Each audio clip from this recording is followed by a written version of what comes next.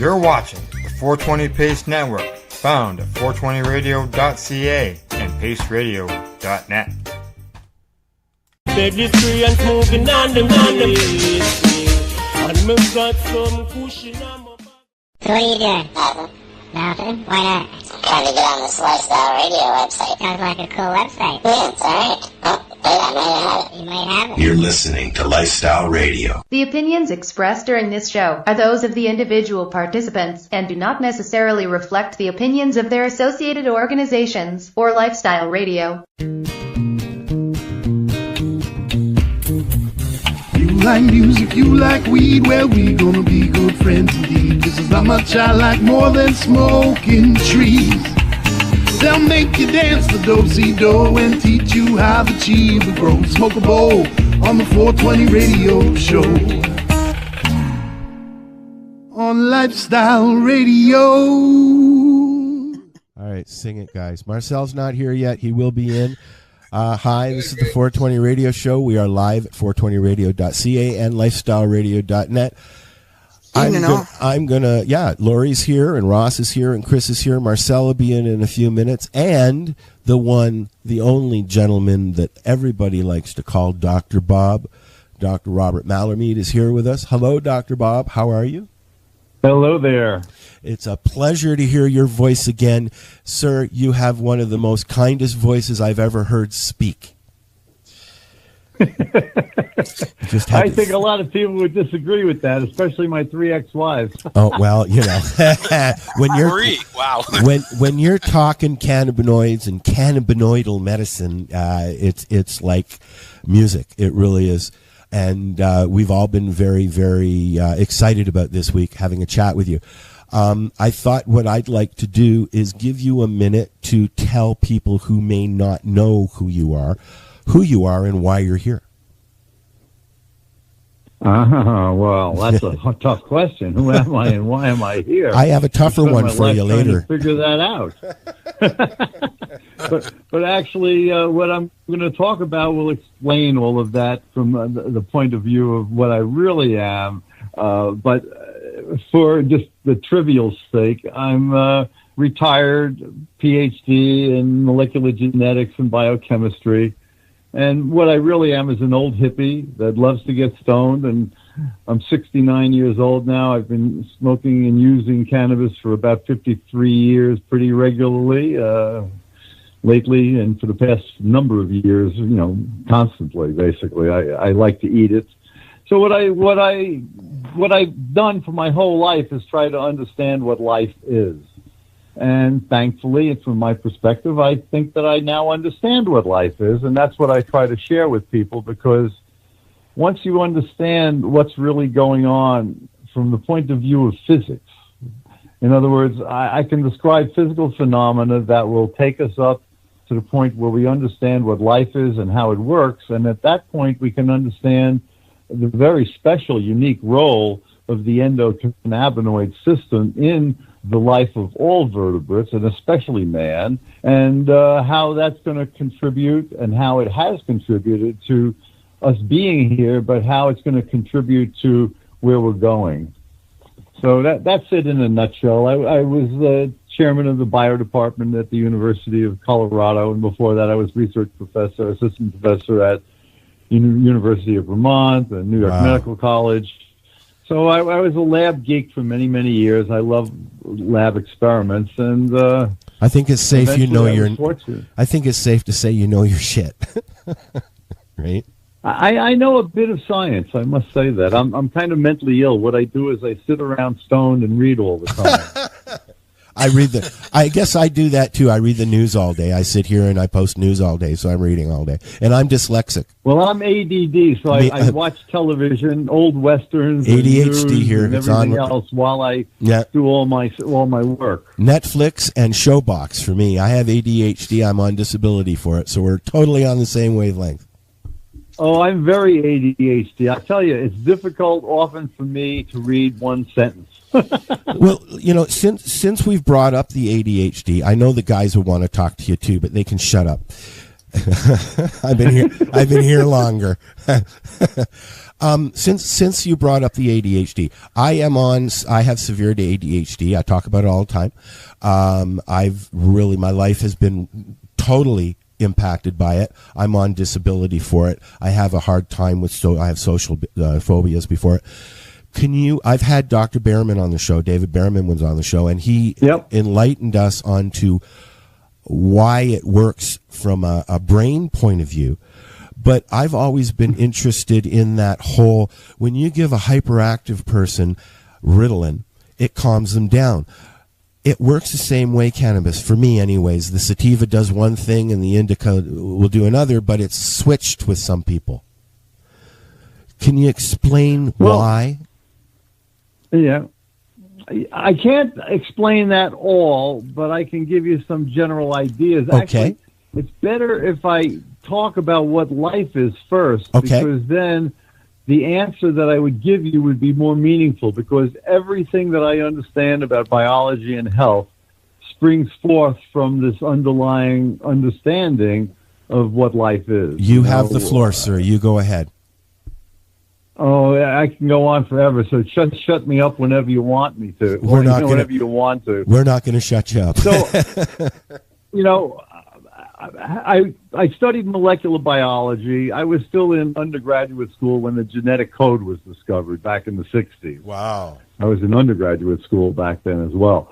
And what I searched for after learning a lot about molecular biology, at that time relatively simple compared to what we know now, but at that point the big discovery was what's called irreverently called the Holy Trinity: DNA, RNA, and protein synthesis. And it linked all of those together for all living forms. By discovering the code, you knew how the linear sequence of DNA could become the linear sequence of amino acids, which make proteins, okay? So I took a course in thermodynamics, trying to understand what made life. I mean, you can understand that we have DNA and genetics and all of that, but how did that come about? Where did that come from?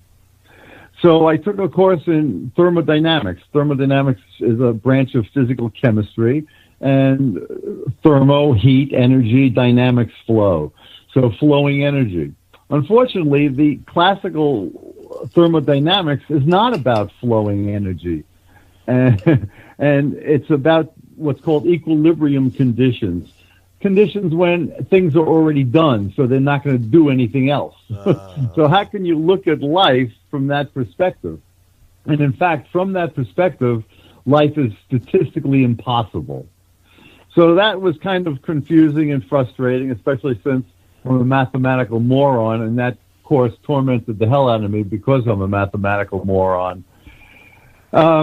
However, along the way, I discovered the work of Ilya Prigogine, who got the Nobel Prize in 1977 for creating a new field of physics called far from equilibrium thermodynamics.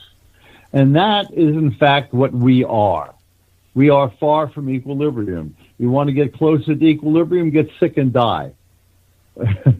Or, wrap yourself up in a plastic bag and leave yourself rotting for 1 million years, and eventually nothing anymore will happen. So the difference between these two forms of physics, one says life is impossible, and the other basically says life must happen. So, of course, that makes a lot more sense.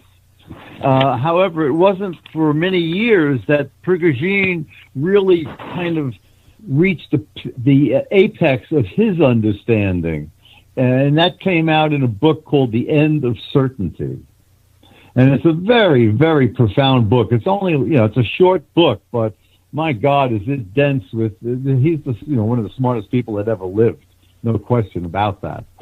And what it basically tells you is that time is this constant change that only occurs when you're not at equilibrium. If you're at equilibrium, everything is randomized, and you can't tell. There is no time because there's no change. So with that perspective, we go back. We have a Big Bang. We don't have to worry about where the Big Bang came from or what's going on there. What we know is that we have this expanding universe, and that as things cooled and planets formed and they cooled, that at some point on our planet, life emerged. So that's where I would like to really now focus on what's going on. I'd like to give you a whole evolutionary history lesson. Please do. As to, pardon me? Please do, but I have one question first. Before you get, yes. Do you mind if we smoke pot while you're speaking? Yeah, you got to pass it to me and figure out how to do that. All right. Okay, I don't smoke very much. I'm an eater. I start my day by eating about 100 milligrams of high-quality oil. Oh, wow. Yeah, and then I repeat that at least one more time during the day. Wow. I've got a lot of arthritic conditions, and when you understand what I'm talking about in this discussion today, you'll understand why I do that. Cannabis, the quick summary, the quick answer is that cannabis is an essential nutrient for modern man. Forget this drug bullshit. Yeah. It's a nutrient that if you want to live a healthy, long life, you've got to consume it regularly, period. So what I'd like to do now is explain why that's the case. Okay, all right? Please do, please. So, go ahead, sorry. No, please continue. That's all I said. Oh, okay. Sometimes these delays, scramble my brain a little. Yeah, mine too. All right. So about 4.5 billion years ago, the Earth condensed out of basically stardust, and it has a very hot core, so there's energy there, and it's constantly bombarded by sunlight, as well as all the electromagnetic radiation that we're constantly bathed in, as we move through the Milky Way, et cetera, et cetera. So what Prigogine discovered are these things called dissipative structures. And it's very important for us to understand what that is, because we are all dissipative structures. So it'd be nice to know what we are. And what it basically is saying is that we extract information and energy from our surroundings, and we use that energy to maintain our integrity. And we get rid of our waste to the environment. And from a scientific point of view, what that's saying is that the entropy of the universe increases by us actually forming a collection of molecules in which information is increased. Information is the opposite of entropy. And there's this law in the basic law of the way things work called the second law of thermodynamics that says entropy must increase. All right? Which is disorder. So that always led to the paradox. How are we here? How is life here if it's organization and if the natural tendency of the universe is to go to disorder?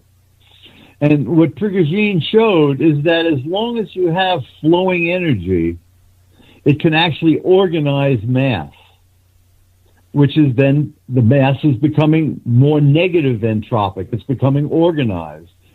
So this now adds a new twist to what everybody thought. See, before you thought, if I took all the molecules that made me up, for example, and I disassociated them so that they were individual molecules and atoms, and I put them in a big dye tumbler, and I threw out that dye tumbler, what's the likelihood of me coming out?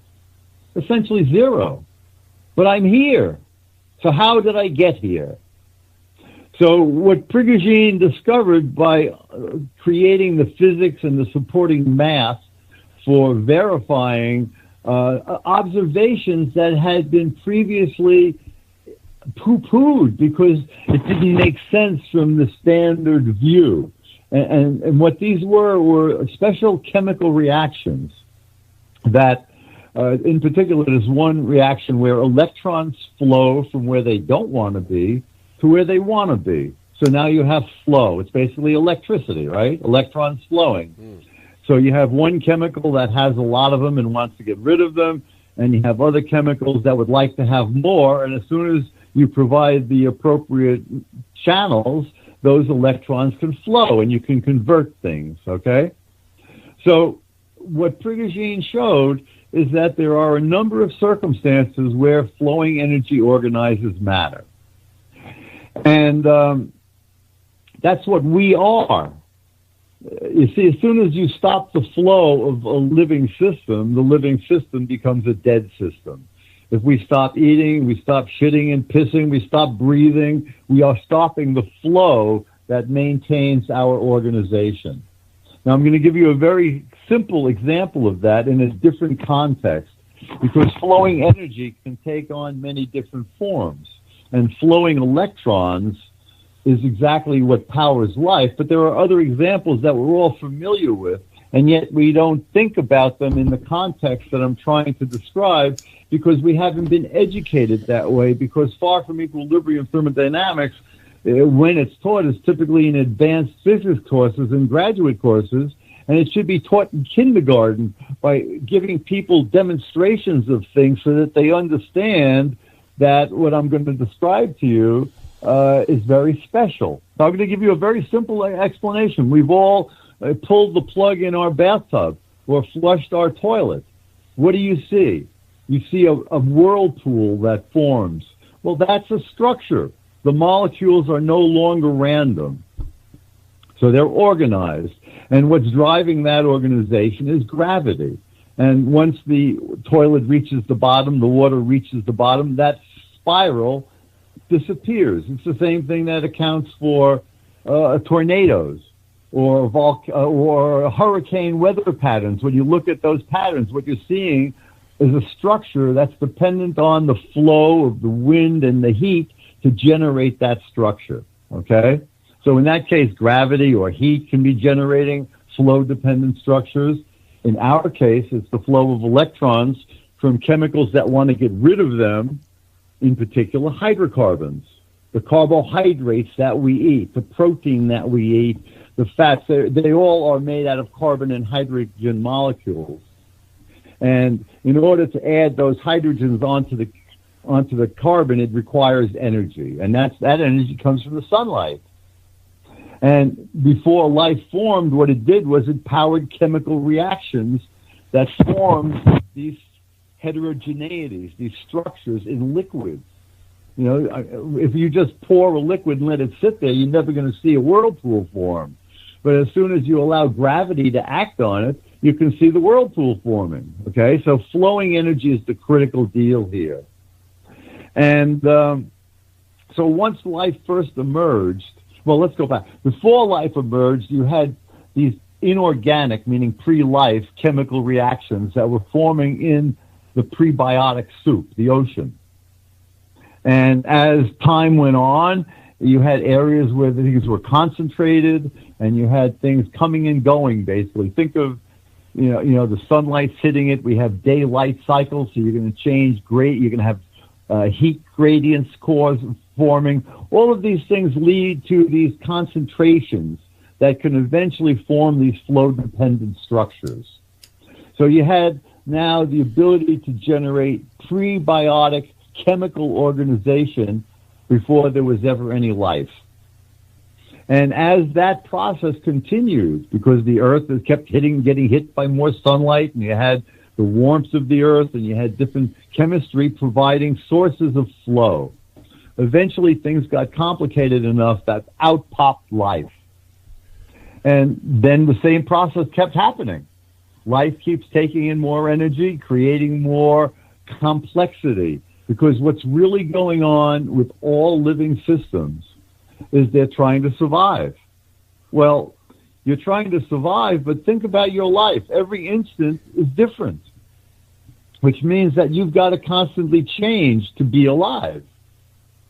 And what I'm trying to get at here is that change is a constant occurrence as the universe unfolds, as the chemistry, the biochemistry and chemistry on the planet continues to evolve, powered by the sunlight, basically. And as a result, we keep having instabilities in this big chemistry set called the planet Earth. And those instabilities generate higher forms of organization. In the same way that life formed, according to what I'm telling you, which nobody else will tell you,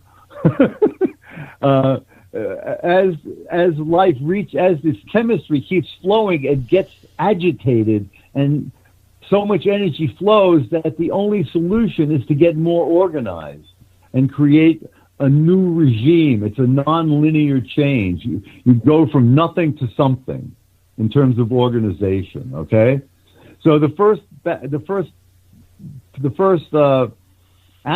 organisms were bacteria. They were called prokaryotes because they had DNA, but they didn't have nucleus and a lot of the complexity that characterizes our cells, which are called eukaryotic cells. Eukaryote meaning true chromosome, as opposed to prokaryotic meaning early chromosome, essentially. Okay, so for 1 billion years, sunlight and the chemistry from the heat of the earth allowed those microorganisms to reproduce and to thrive. But you got to look at what was going on back then. First of all, until they appeared, there was no organic matter. And, excuse me, as they lived and died, what you now did was you generated all of these hydrocarbon corpses from all 1 billion years of dying bacteria. And these bacteria, as they were using the sunlight to make themselves as a byproduct, as a waste product, they made something rather important for us, oxygen. And what that did was it ultimately changed the entire atmosphere of the planet, from one that had virtually no oxygen to one that had a lot of oxygen. So on the one hand, we now had oxygen, and on the other hand, we had hydrocarbons, where sunlight was used to force the hydrogen onto the carbon. So that means energy was in there. And now now you can burn that. All right? So that's how life evolved to a higher complexity to generate the kinds of cells that form us. So the first eukaryotic cells that were formed were protozoa. You know, amoeba and paramecium that you all saw in high school when you looked under the microscope. And those cells did not have endocannabinoid receptors. They didn't have a CB1 receptor or a CB2 receptor or a lot of the other receptors, but they did have receptors, so they have to communicate with their environment, because their environment is what keeps them alive. As you suck negative entropy, organization, and chemical potential out of your surroundings. So they kept getting more complicated as well. And we went from protozoa to sponges, which are pretty unsophisticated. The sponge is not very smart, you know. It doesn't really have a nervous system or a brain. It's got some cells that start to take on those functions. So look for a second at what your nervous system does. It takes information from outside of you, and it brings that information into you. Sight, sound, smells, taste, all those things are regulated and brought into the system, the collection of molecules that is you. And on the other hand, your immune system is monitoring all the mass that comes into the system. Those are the only things that can come in, energy or mass, right? So your nervous system deals with the energy, and your immune system deals with the mass, because you're eating things from outside, and you've got to be able to bring them into you in a way that's safe and harmonious. So if you look, for example, in humans, our gut is where 70% of our immune system is, because that's where you're taking in all that mass. But we're also taking it in through our lungs and through our skin. So we have a lot of monitoring devices there to make sure that we deal with the things that are coming in such a way that they don't kill us. So these prokaryotes evolved into multicellular organisms that kept getting more complex over time. And it's very important to understand what evolution selects for. It selects for survivability. It selects for adaptation. It doesn't select for strength. It doesn't select for intelligence. It selects for the ability to adapt so you can survive, period. So organisms kept getting more complex, but they had a limit in terms of how much they could adapt. And it was at that point that the chemistry set got complicated enough that it before you have a major change in these far from equilibrium phase changes, as they're called, the system itself starts to go crazy. It's like what's happening today with our politics, with our weather, with our banking, with our finances, with our economies. All of these things that you're seeing today around us are the same kinds of things that always happen, because they're the product of this continuous unfolding. We are in a big chemistry set. It's called the planet Earth and the biosphere. It's a combination of the inorganic, the geosphere, along with the biosphere, and how they interact for the life to continuously survive. So what happened with the emergence of the vertebrates, see, these other organisms, your insects and your worms and your lobsters, they don't have the level of adaptability that we do. And our lineage emerged from when a new level of adaptability occurred. And that's when the vertebrates were formed. And quite amazing and mind-boggling is the following truth. Along with their emergence, also for the first time, you had a cannabinoid receptor. You had the CB1 receptor on nervous cells. Now remember, those protozoa had the biochemistry that produced endocannabinoids. You had anandamide in a protozoa, which is anandamide is one of your main endocannabinoids. But it didn't have receptors because they were part of these flowing biochemical structures that had not yet evolved the sophistication of communicating into a more complicated scenario, that of the vertebrate. So let me explain now what really is going on, because it's so simple. You see, it's just people don't understand because nobody says it other than me. So what happened is, think about your brain, think about your head. What's the big characteristic? If you put your hand on your head, what are you feeling? Heat. You're always going to be hot. Your head is the hottest part of your body, and your neck, right? They're always giving off a lot of heat. Why is that? And that's why your brain is. That's where you experience most of your pain as well, right? Well, yeah, but the point here is that flowing energy organizes matter. Your brain is the most complicated piece of biology on the planet. Yes. So it's got a tremendous amount of organization. It requires a tremendous amount of energy to maintain that. Because if we cut off your food supply and you die, your brain is going to decrease its complexity until it stops everything, right? So what we want to do is maintain our distance from equilibrium. We want to be charged up with life. And we want to be able to continuously adapt to our environment so that we, as a living entity, can continue to survive and thrive and grow. And with the emergence of that CB1 receptor, something very, very special happened. Again, this is only from my perspective. Everybody else will tell you that I'm nuts, but I can prove it all. And they don't even talk to me about it because their heads are so far embedded in their asses that they can't see any light. There you go. And I'm talking about doctors and professional scientists. Hello.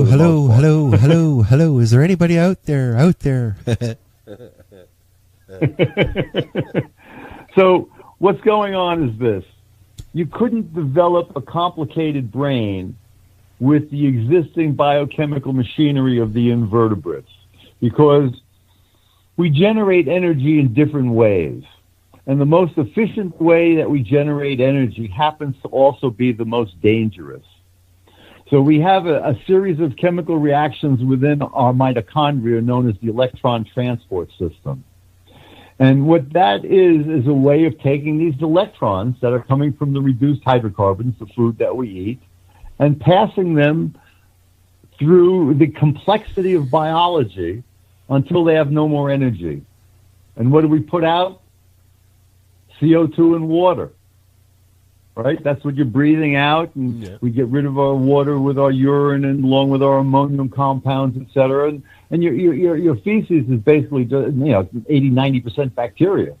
We actually have more bacteria living on us and within that tube of our digestive system because they're much smaller cells. Remember, the prokaryotes are not as complicated. We actually have more bacteria living on us and part of us than we have our own cells. How's that for bizarreness, right? We tend to, it points up the stupidity. That's scary, actually. Sterile. That's scary. Well, no, it's not scary because we need them. Oh, okay. So then it's not scary then. It sounds scary. No, it's though. all symbiotic. Everything has to live in harmony with everything else so that everything keeps flowing. Yes. Okay. I get you. All right? And the bacteria in your gut regulate your state of health to a tremendous degree now. It's found more and more because the right bacteria live in harmony with you and the wrong bacteria don't. Yeah, and well, then they cause inflammation, Yeah. and you get all sorts of illnesses. That was So the we have scary to live part in for me. harmony Yeah. with our environment. And what you want, see that everything is so stupid because everything is driven by marketing. So every time some asshole comes up with an idea that might sell something more, the morons go and peddle shit, and we, the blind sheeple, go and buy the crap. Yeah. Let me give you a prime example, and the significance of this will become clearer later on. Okay. Today, what do we see as one of our major causes of health, disease, lack of health, is what's called metabolic syndrome. The overweight, the diabetes, the heart disease, all of these come from metabolic syndrome. Well, what is that? It's that we're eating the wrong foods and we're making too many free radicals. And it turns out that it's because we're eating too many sugars. So what has occurred over the past decades, peddled by the government and all the wise nutritionists and all the other morons, fat-free diets. Well, when you're on a fat-free diet, you're not burning any fat, you're only burning carbohydrates. And carbohydrates are very much enjoyed by this very efficient but dangerous pathway that I'm describing to you. The electron transport system that efficiently makes ATP. We break down most of our stuff ultimately to glucose, and then we funnel that glucose through a variety of pathways ultimately to make ATP, which is kind of like the dollar bill of biology. It's used for everything.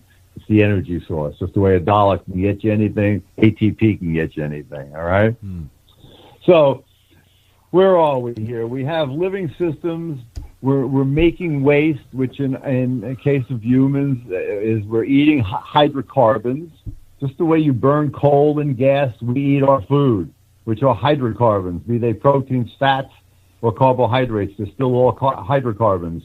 And we burn them down to CO2 and water. And at that point, we've taken everything out of those molecules because you can't do very much with CO2 and water without putting more energy back in. Matter of fact, we use CO2 and water as a fire extinguisher because it doesn't burn anymore. It's already lost its energy, okay? So where I'm going with this is the following. The CB1 receptor that gets you stoned has a very unique role in modulating energy flow in nerve cells. And what it basically does is it fine-tunes that efficient energy-producing machinery so that you can stay in the efficient mode longer than would otherwise be possible. What determines possibility is how many free radicals are being made. Now, is it like a battery? Back up again. Like a battery? Pardon me? Like a battery? Well, a battery is the energy flow. Mm-hmm. Period. Think of the charged battery as you eating your food. Okay. And the discharged battery is when you're spitting out your hydrocarbons. Your CO2 rather, and your water. Your spent energy. Yeah. Yep. So that's discharging your battery. By you being alive, you're discharging your battery. Wow. And there are two components to that. One is your physical self. You got muscles and bones and all of that. But the other is the fact that you're flow dependent. And all of your chemistry is constantly flowing. And if it's not flowing harmoniously, you're making free radicals and you're aging yourself. So you reduce aging by having harmonious flow and reducing free radical production. Now I'm going to tell you something that's mind-blowing. But this is my very mind's key to already understand blown, this. man. Mine's gone, man. Holy My crap. mind blew like 15 minutes ago, Bob. Keep going, though. Keep going. I'm like, ooh. Am I comprehensible? Are you Oh, guys for sure. listening? I'm tripping into All right, existentialism here. So. Please keep going, sir. All right, so listen to this now. One single free radical molecule, all right? One single free radical. It could be an oxygen with an extra electron, or it could be an oxygen with a hydrogen with an extra electron. Free radicals have unpaired electrons. Electrons like to always exist in pairs. And as soon as you have an unpaired electron, it's looking to hold hands with something else, which makes it reactive, okay? So a single free radical molecule will react with all sorts of things depending on how strong that free radical is, all right? Some of them are really strong, and they react with anything as soon as they touch it. So a single free radical can interact with one of the bases in the DNA in one of your cells, and it can change that base. And if all of your homeostatic mechanisms don't prevent that, and then your DNA repair mechanisms can't fix it, and your immune system can't see the fact that you've created, for example, a cancer cell, that single molecule can amplify up through the organization of your biochemistry and kill you. Cancer. Okay? One fucking molecule can kill you. Now, you've got about 15 trillion cells of your kind, eukaryotic cells, making up your body. And every day, every one of those cells gets about 20,000 of these damages caused by free radicals, where one in the wrong place can kill you. And yet we're here alive talking about it. It's kind of like Pretty people. wild. It's kind of like people, eh? Some people are just bad for you.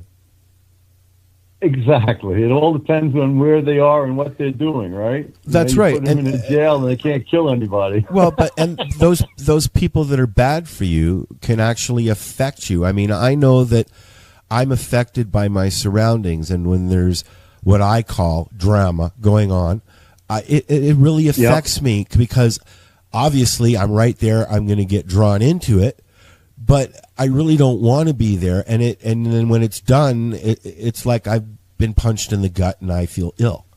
I know exactly what you're saying, having had 3 ex-wives.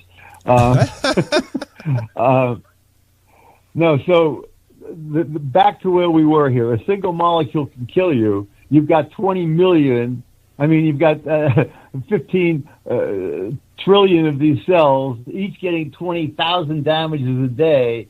What that should be telling you is that your biochemistry has to be very specifically designed, selected for, to survive free radical damage. And that's the heart of what I'm going to talk about. Because what I'm saying is that while I'm on the one hand saying free radicals are bad for you and they damage you, on the other hand, they are critical regulators of your homeostasis. Because what happens is the complexity of your biochemistry has evolved so that you can do things on the one hand, but doing things is always going to make free radicals.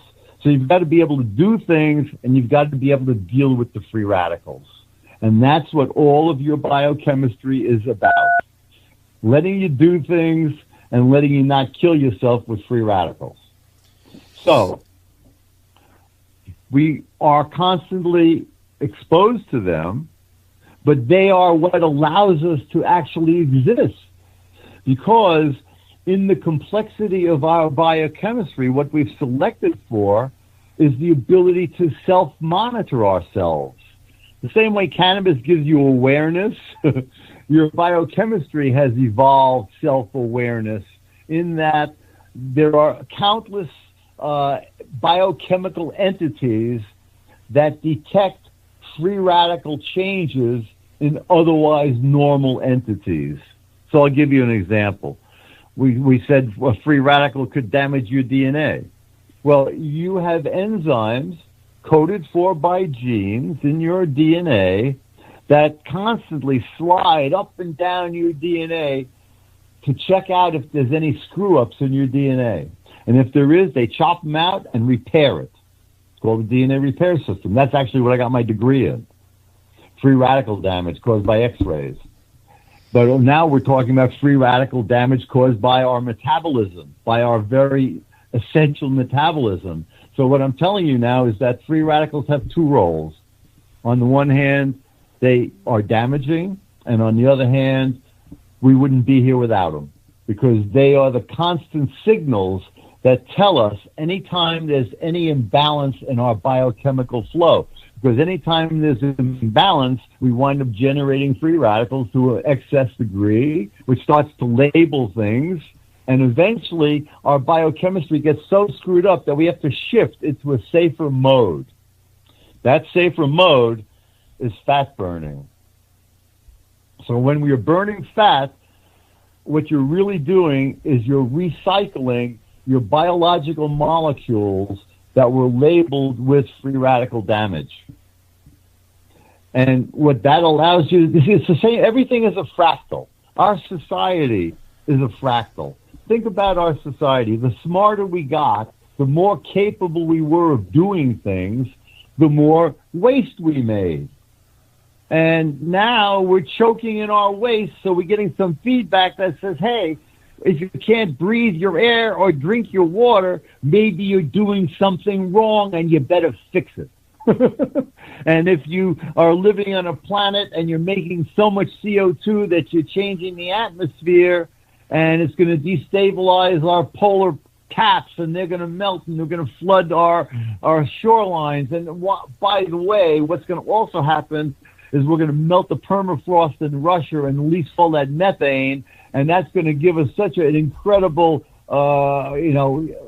effect on our weather that the planet will turn into Mars, literally. Well, we hopefully have developed enough brains that we can say we better do something about this, all right? But your biochemistry has also developed those brains, and part of that is it turns on fat burning. So instead of making things to be more differentiated, more sophisticated, and more advanced, it backs up and it says it's time to recycle our shit, get rid of the garbage that we're choking on, and clean up our act. Well, think about it. If you're recycling your parts, you don't have to make everything because you got parts that you can use. So you're going to require less energy. So you're going to make less free radicals, and you can afford to be a little less efficient in making them. Now, let me backtrack to something that I didn't finish earlier. So here we have our brains, and let's go back to the point when we were invertebrates, and we couldn't really get a better brain because otherwise it would get too hot, and it wouldn't work anymore. And now we evolved the CB1 receptor, and what it's regulating are calcium channels. And calcium was critical when you go back before life occurred. You know, you had the cliffs of Dover, calcium carbonate, and depending on the acidity of the ocean, it'll either dissolve them or not. That's exactly what's happening in you with your bones. Your bones are either releasing calcium or pulling it out. And why is calcium so critical? Because all of those flow-dependent structures that are involved in you doing anything are always activated by calcium, probably because of the role calcium played in that prebiotic soup. So if you're looking at your muscles, your immune system, your nervous system, your endocrine system, production of insulin, everything is dependent on calcium. So what that's telling you is that calcium's got to be involved in energy activation and therefore free radical production. So once you fine-tune that with the cannabinoid receptor, it allowed for our brains to evolve more. So the early invertebrates had no ability to really fine-tune that way, so their brains were limited. Once we evolved with this new chemistry, we as vertebrates, our big deal is adaptability. Look at the difference between a vertebrate and an invertebrate. We've got that spinal cord with our nervous system, our Wi-Fi running through it, our broadband running through it, communicating from your brain to your big toe at an instant. And all of that requires energy, and all of that will generate free radicals. So we have things that will quench those free radicals, antioxidants, our vitamin C, our vitamin E, all of those goodies that we eat from our veggies. They will help negate the free radicals. But the more you do, the more you make, and eventually you make more than you can quench. So now you've got to shift your biochemistry so you don't make so much. And ultimately, the solution to doing that is to turn on fat burning.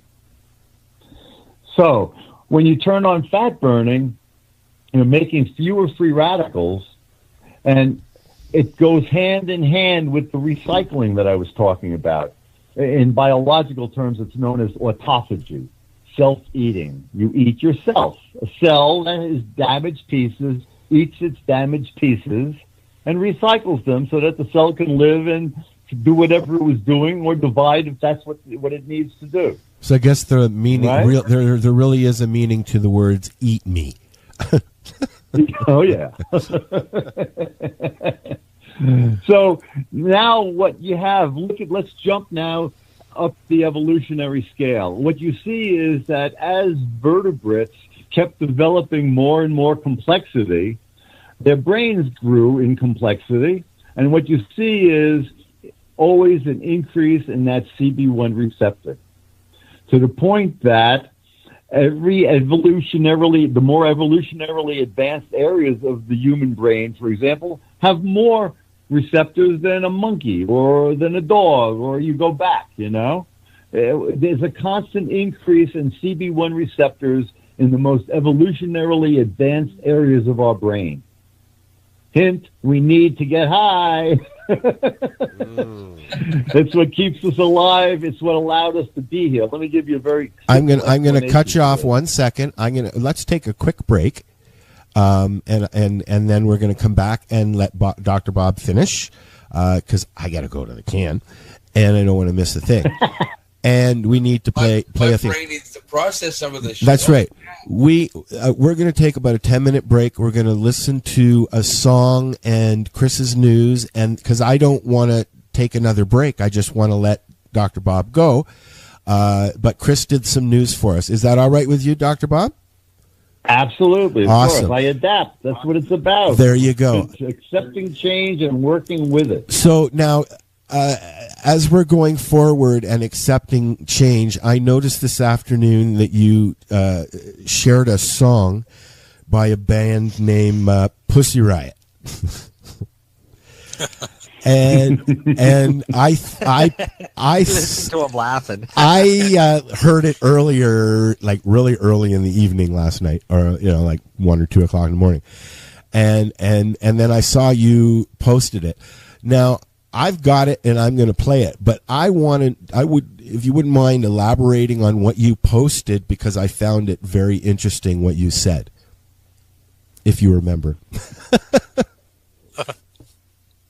He's looking. You're asking who? You. Do you remember?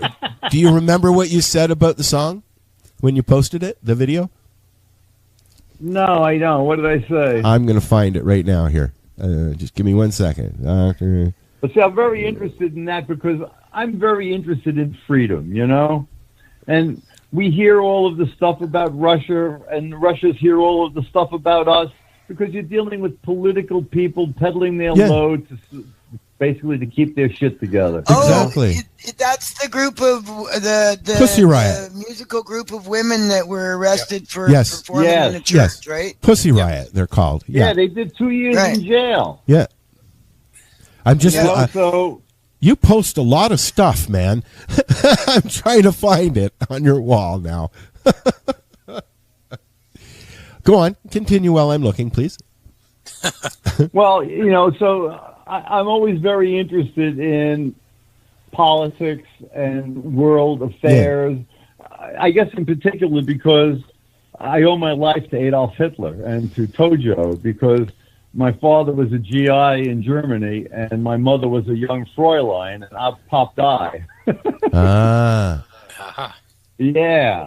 So, and then when I was growing up, this was in the early 50s. Yep. My father had come back from World War II. You didn't have very much TV, but what we did have on TV was Victory at Sea. So and my mom was German. So I always was involved with that whole consciousness of the war. So I think that made me very tuned in to history more so than otherwise. Plus, my birthday is December 7th. What you said was, I've got it here, and then I'm going to play it, and we're going to all go and run to the bathroom real quick.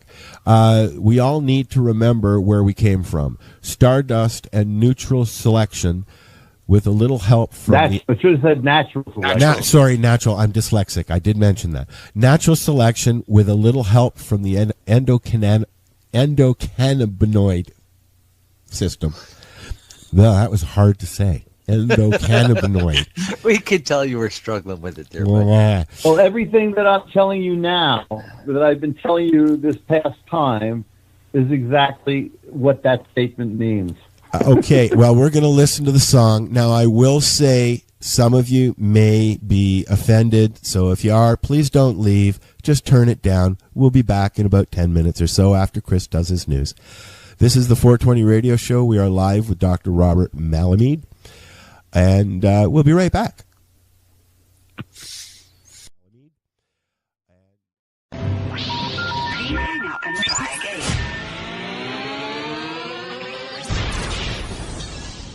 You're listening to Lifestyle Radio.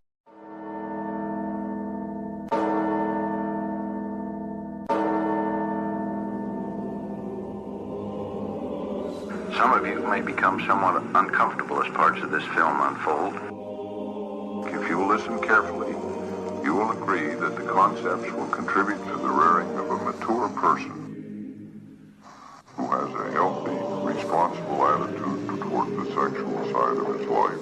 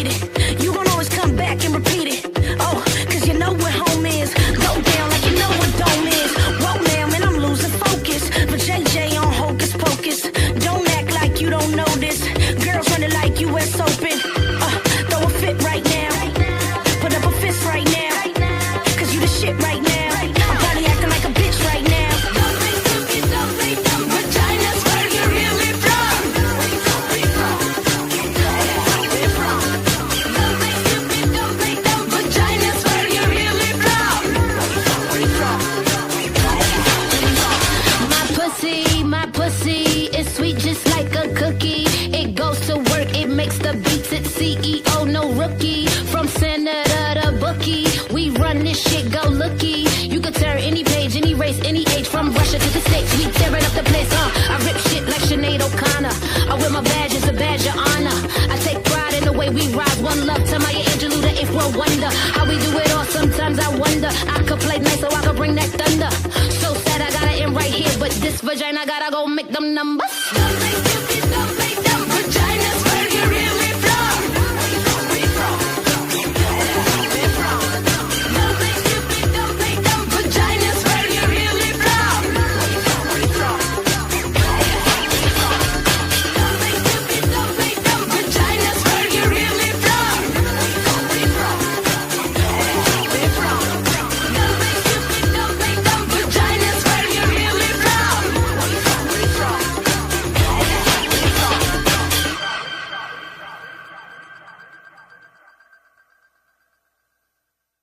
This is how we all came into the world. That's not all you go out with girls for, is it? Going out with girls is fun. Growing your own vegetables, flowers, or even medicinal plants can be a challenge without the right equipment and proper know-how. At BMA Hydroponics, not only are they your urban horticultural experts and suppliers, but their staff holds the customer's needs paramount to making a sale. Family-owned with decades of experience and knowledge, they offer free advice in person, by phone, or email. BMA Hydroponics wants to ensure you have the advice you need, which is why you'll find tips and tricks on different ways to grow, like wick, ebb and flow, drip, or aeroponic system, as well as other helpful links at bmahydroponics.com. If you can't find what you're looking for, just let them know, and they'll do everything they can to get what you're looking for. At BMA Hydroponics, each staff member also possesses a federal exemptee MMAR license, making their strong suit empathy, experience, and dedication to their customers. Because when you know how to grow, you'll have results that make you proud. BMA Hydroponics in Belleville, Ontario. Visit bmahydroponics.com. Good evening. I'm Coulter Wonkite. I'm already into the 420. Damn it.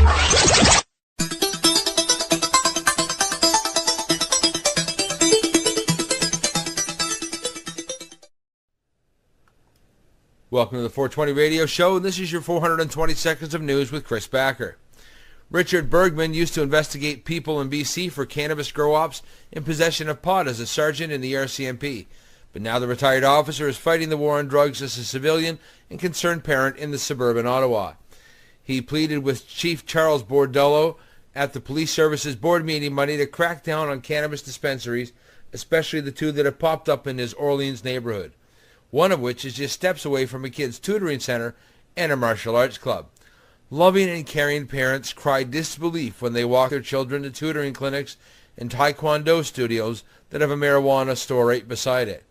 Speaking on behalf of parents who didn't have time to attend the board meeting Monday evening, Bergman called the lack of police enforcement a direct assault on our children. Police across Canada are faced with the challenge of enforcing the current laws that are poised to change with legalization of cannabis, as the new federal government has pledged to do. In Toronto, police have raided countless shops over the past few months, only to see some of them reopen the next day. Cracking down on them, Bordello said, is more complicated than just showing up at the front door with a police badge. There have been no such raids targeting the 16 known shops in Ottawa, but Ottawa's police chief confirmed there are active investigations into the businesses. We don't have at the Ottawa Police Service the ability to say you can't open, Bordello said. We don't have that legal authority. The chief also suggested that the city have a role in mitigating the proliferation of these businesses by strengthening licensing bylaws to prevent them from opening in the first place. Councillor Jody Middick, whose Innes ward has 2 cannabis dispensaries, said after the meeting Monday he has received hundreds of emails and phone calls from upset residents. While he said he will support recreational cannabis once it's legalized, he said he echoes his constituents' calls for police to take action now against the illegal pot shops. And now Shoppers Drug Mart wades into the cannabis market while Justin Trudeau stands around with cold feet. With the promise of legalization around the corner, the pharmacy has decided to take advantage of the burgeoning market. A public request by Shoppers to sell pot in its stores shows the pusher stigma has finally begun to fade. Shoppers is part of the Loblaws chain known across Canada for its family-friendly Canadian superstores and President's Choice brands. The move by Shoppers Drug Mart shows government inaction can't stop the evolving position of cannabis in Canadian society, but the longer Ottawa waits to make its rules, the more it loses control.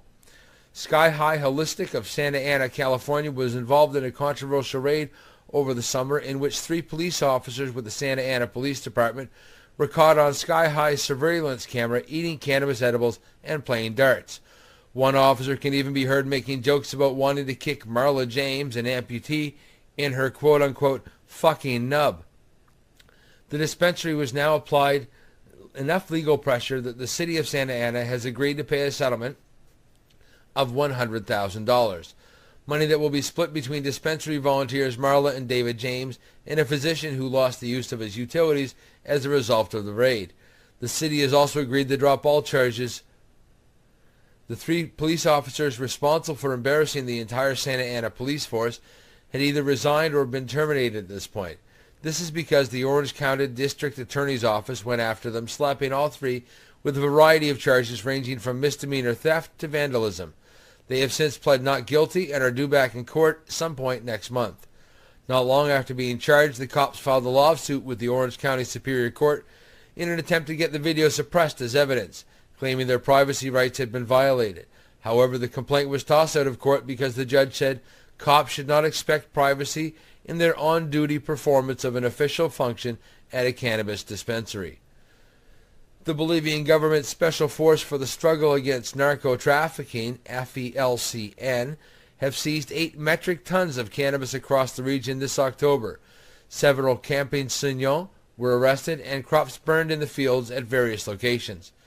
The Bolivian newspaper La Razón named the site of major raids. Both lie on the edge of the rainforest just where the plateau drops down into the Amazon. This transition zone is the country's key cocoa production area, but now more and more cocaliers, or cocoa leaf growers, are apparently turning to cannabis. According to the official reports by the Prensa Latina, from January to August, the FELCN seized 114 tons of drugs in 7,874 raids across the country. But unfortunately, they don't break the stats down by the drug. And British Sugar will be swapping tomato plants for cannabis seedlings after signing a long-term contract to supply this crop to the drug company GW Pharmaceuticals. The cannabis plants, which are of a non-psychoactive variety, will be grown in British Sugar's 18-hectare glasshouse in Wissington, Norfolk, where the company, a subsidiary of Associated British Foods, is currently cultivating tomatoes. The space is the equivalent of 23 football fields. Every year we try to work out the best commercial assets for the glass house. Paul Kenward, Managing Director of British Sugar. Our glass house is very well suited for growing that particular variety of cannabis plant family, and it's fair to say that the return will be better than on tomatoes. We're confident of decent yields. GW Pharmaceuticals, a UK biotech, has developed an experimental treatment called Epidiolex for severe forms of childhood epilepsy. It is derived from compounds in the cannabis plant that have achieved stellar results in the final stage trials. The glass house will provide enough raw crop a year to treat 40,000 children globally, making British Sugar a major supplier to GW. GW wanted a very professional grower, and we have that expertise. This is a crop that grows into medicines, and we need to be grown consistently and reliably, said Mr. Kenward. By growing this crop, we are indirectly helping sick children and doing something socially worthwhile. GW plans to file the drug with the U.S. regulators in the first half of 2017, and Chief Executive Justin Gover hopes that the treatment could be on the U.S. market by the end of next year, with the European launch following shortly thereafter. And the number of cannabis and hemp fairs in Italy has skyrocketed in recent years. The biggest in southern Italy, the Canepa in Mostra, was held in Naples this month under the shadow of Vesuvius, the region's 1,277-meter-tall active volcano. Crowds flocked to the event for entertainment, dynamic conference speakers, and roughly 90 different exhibitors. Opening the fair, which ran from October 14th to 16th, was the charismatic mayor of Naples, Luigi de Magistris, who has signaled his openness to cannabis as an industrial resource, medicine, and source of inspiration. His support curried favor within the cannabis community, and organizers presented de Magistris with a 3D printed crown of hemp leaves embellished with a 22-karat gold hemp leaf. Hopes are high that de Magistris could help fuel a soft revolution in Naples. His approach is certainly different from the past. His predecessor, Rosa Russo Gervolino, was responsible for an anti-cannabis law during his time as Minister of Domestic Affairs. The law so disgusted the Italian people that the country passed a referendum in 1993 to fully decriminalize cannabis use. Italy's legal hemp economy is growing fast. The country is now Europe's third largest producer after France and Lithuania, with 2,070 hectares harvested in 2015. There are roughly 120 farms growing hemp in southern Italy, as well as dozens of paper manufacturers and other processors. Conexus of Sicily produces bioplastics from hemp, and one of the bigger players, South Hemp Techno, opened a hemp processing plant in Crispiano, Tarantino in 2014 that is widely considered the best in Italy. Public opinion and media coverage are evolving along with the industry. 10 years ago, the Fumero cannabis shop was discredited by the media as a new shop where drug addicts could find replacement organs. These days, the same publications seem much more open to cannabis becoming part of the mainstream. All this is unfolding as Naples works to reinvent itself as an open, modern, and tolerant city. And that's been your news. Peace, love, and hippie shit. Back to you guys. Tune into the Pace Radio Show and catch Kim Cooper, Debbie Stolz-Giffen, or Allison Murden, along with myself, Al Grant, as we talk to Canadian and international cannabis advocates who are working hard to help patients and to end cannabis prohibition. Catch us live every Wednesday at 8 p.m. Eastern Standard Time here at lifestyleradio.ca. You're listening to Lifestyle Radio. You like music, you like weed, well, we gonna be good friends indeed. This is how much I like more than smoking trees. They'll make you dance the do-si-do and teach you how the chiva grows. Smoke a bowl on the 420 radio show. On Lifestyle Radio. I'm feeling really good and very strong and very happy that I am now almost free of seizures and 48 for 48 days. So I feel so much stronger and better and much more better than I ever felt before in my whole entire life. This is like the best day ever. This is like a dream come true. Tune in to the 420 Radio Show. Fridays at 7 p.m. Eastern Time. With Marcel, Lori, and Al. Along with their guests. Tunes. 420 seconds of news with Chris Backer. And weekly grow tips from Ross Middleton of BMA Hydroponics. Pull up your couch. Grab a coffee. Light up and join us right here on lifestyleradio.ca. And we are back. This is the 420 Radio Show, probably one of the most stimulating shows I've had in a few years. We're talking with Dr. Robert Melamede, or as we in the community lovingly call him as Dr. Bob. And Dr. Bob, crazy Dr. Bob.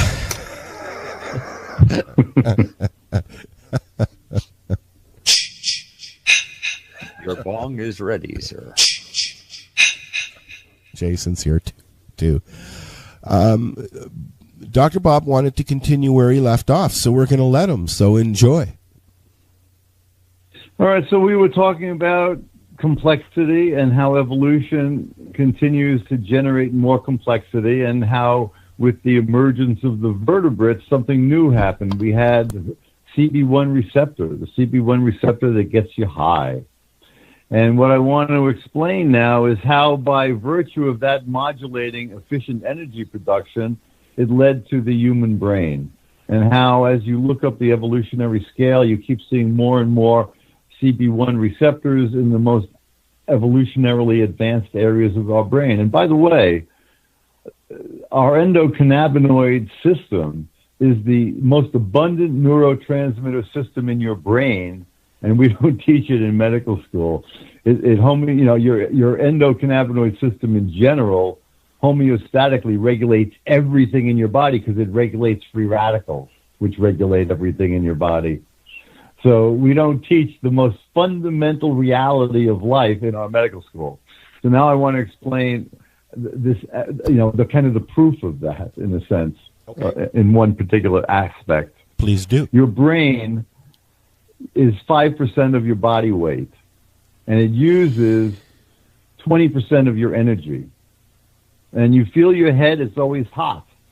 Well, it's hot when you're making energy efficiently, which is why you need to make energy efficiently, otherwise it would be too hot.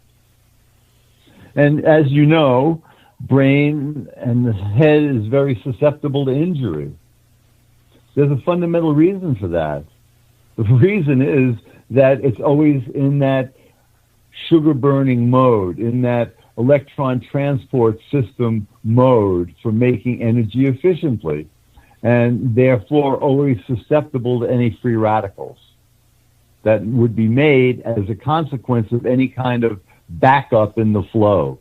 There's an interesting little visual for this that I'd like to try out on you guys. Imagine you have a hose, and it's got a turn on one end and a shut off on the other end, and that the hose has a bunch of pinholes in it. Now, if the hose is open and you turn on the faucet, those pinholes don't leak and the water comes out the end. That's energy flowing through your electron transport system.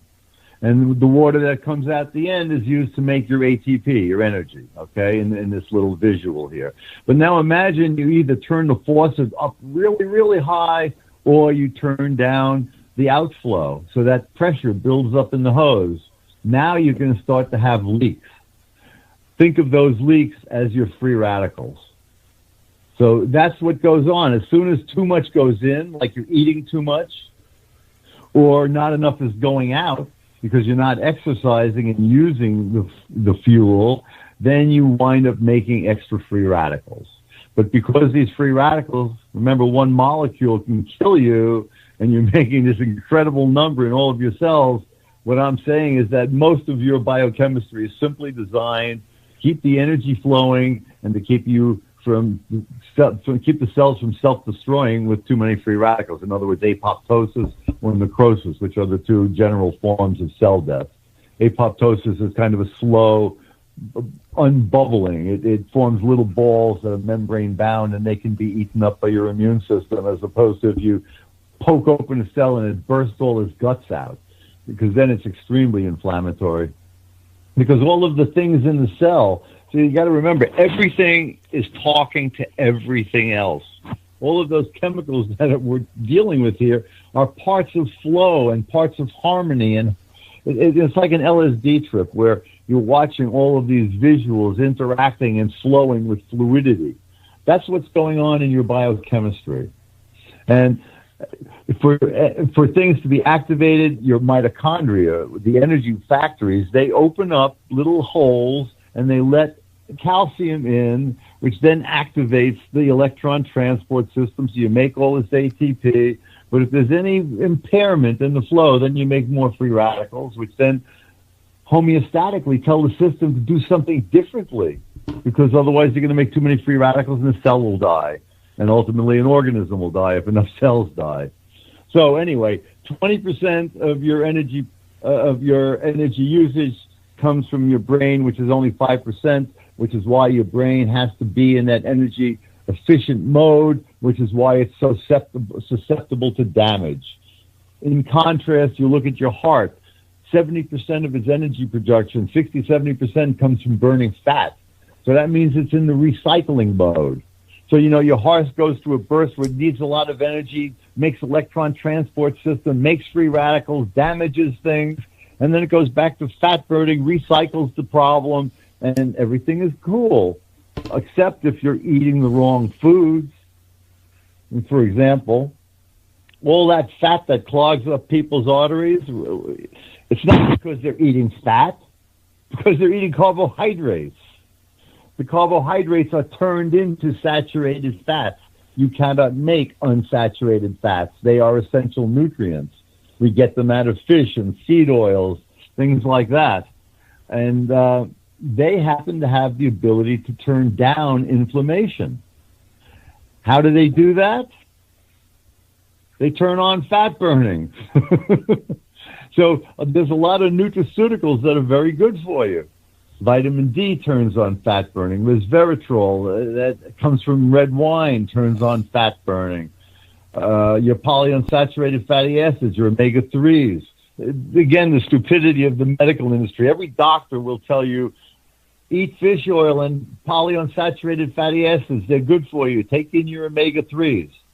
And then they'll turn around and they'll say, marijuana is no good for you. We don't know what it does. We know what it does, but they don't know what it does because they don't read the literature.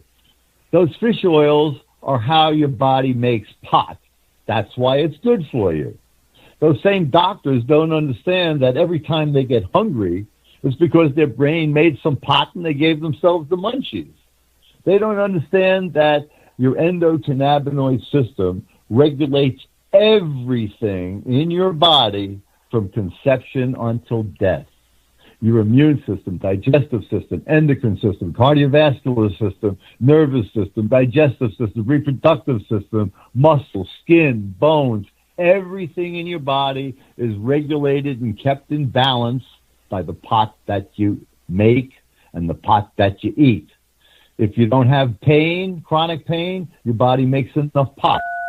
If you are in chronic pain, you need to take in some more, and you need to change your diet so you're not screwing yourself by what you're eating. And that goes back again to the insanity that's been perpetrated on the public with fat-free diets. You know, just think, use simple little logic here. You think your arteries are going to clog up with fat if you're burning fat or if you're making fat? You know, it's that simple. And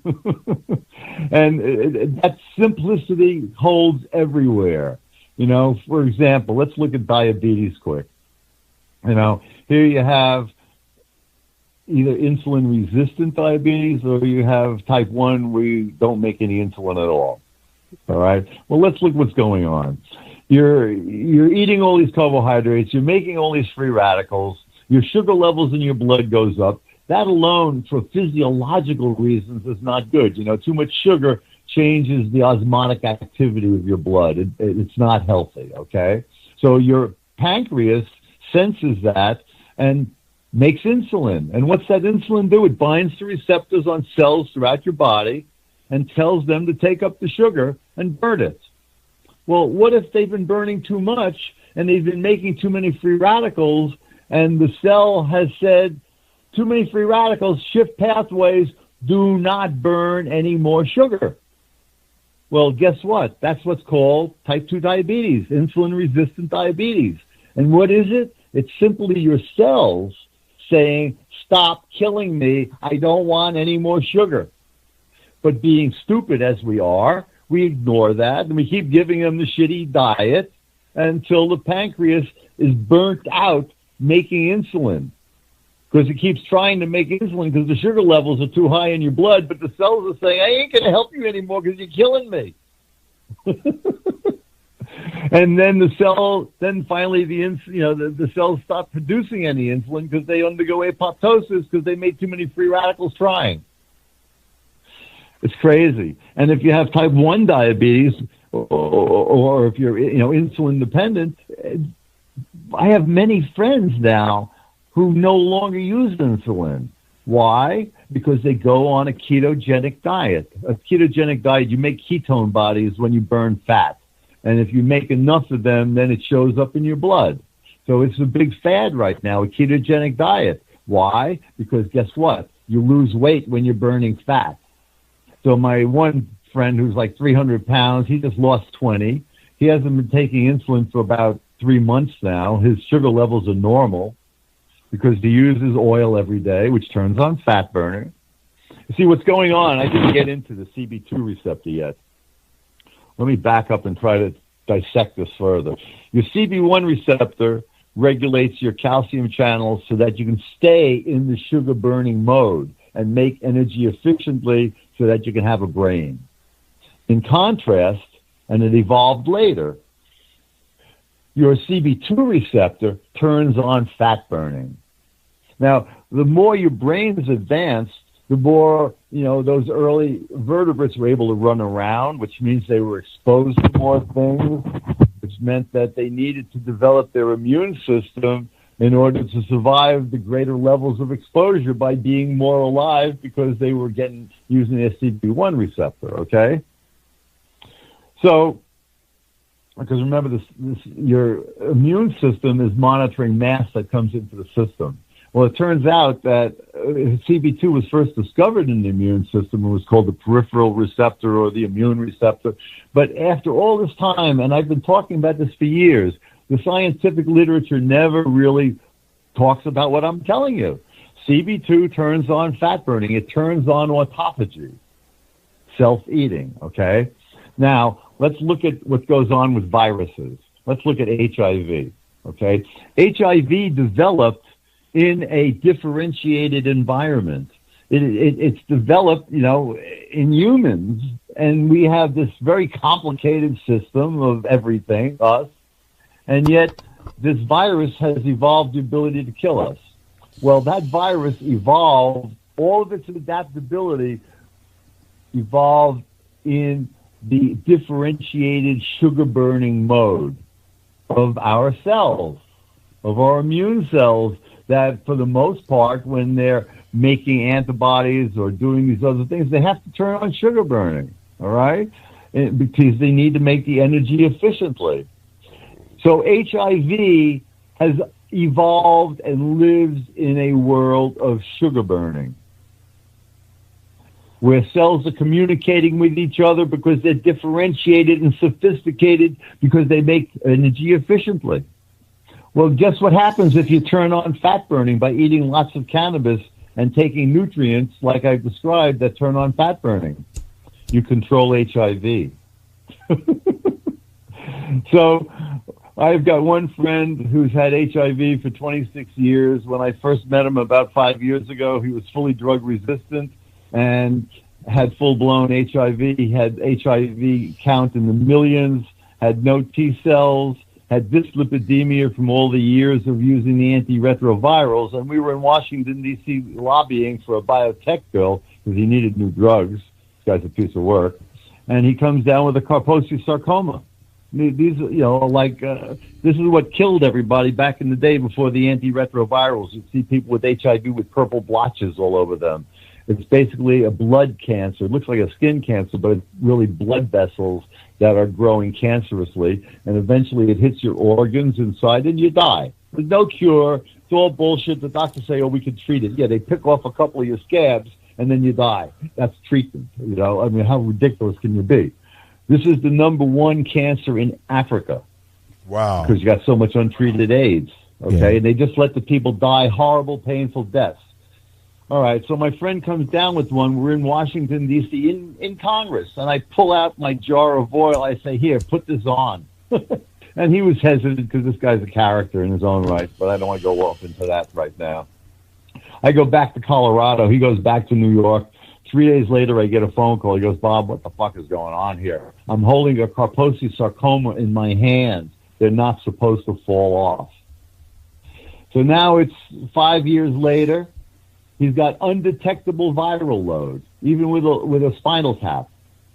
He has normal levels of T cells, although they're not all functional. And he got rid of the dyslipidemia on his back. You should already know what's going on here. You're not going to deposit fat on your back or in your gut, in your organs. If you're burning fat, you're not storing fat. You're only storing fat when you're eating all those carbohydrates and burning all those sugars. All of that fat is there because your body is trying to protect your cells from you killing them with all the sugar. So we can control viral infections. We can control cancers. It's all the same kind of a story. You see, when you're always in the sugar burning mode, that's normal for us because we eat too many sugars. 100 years ago, we ate much more fat, and that's why the ketogenic diets are so healthy for people. So we're able to promote health by reducing free radical production. And again, free radicals are the heart of aging. They're the heart of all age-related illnesses. So whether you're talking about cognitive dysfunction, Alzheimer's, or you're talking about autoimmunity, multiple sclerosis, you're talking about heart disease, cancer, all of these things tend to start, for the most part, as sugar-burning cells making too many free radicals, and then, and now I'll tell you some very radical things now that nobody in the scientific world believes except for me, but they don't even know it because they don't want to hear it. The metabolism that changes between fat and sugar burning changes by virtue of chromosomal architecture. You know, you've got, every one of your cells has 1 yard's worth of DNA in it. That's crazy. When you think you can't even see the cell and it's got a yard's worth of DNA, and it's got to duplicate that and then partition it into dividing cells. That's just insane. You know, it's beyond comprehension to visualize that. Anyway, where was I going? I forgot where I was going. While you're thinking, I have a question, actually.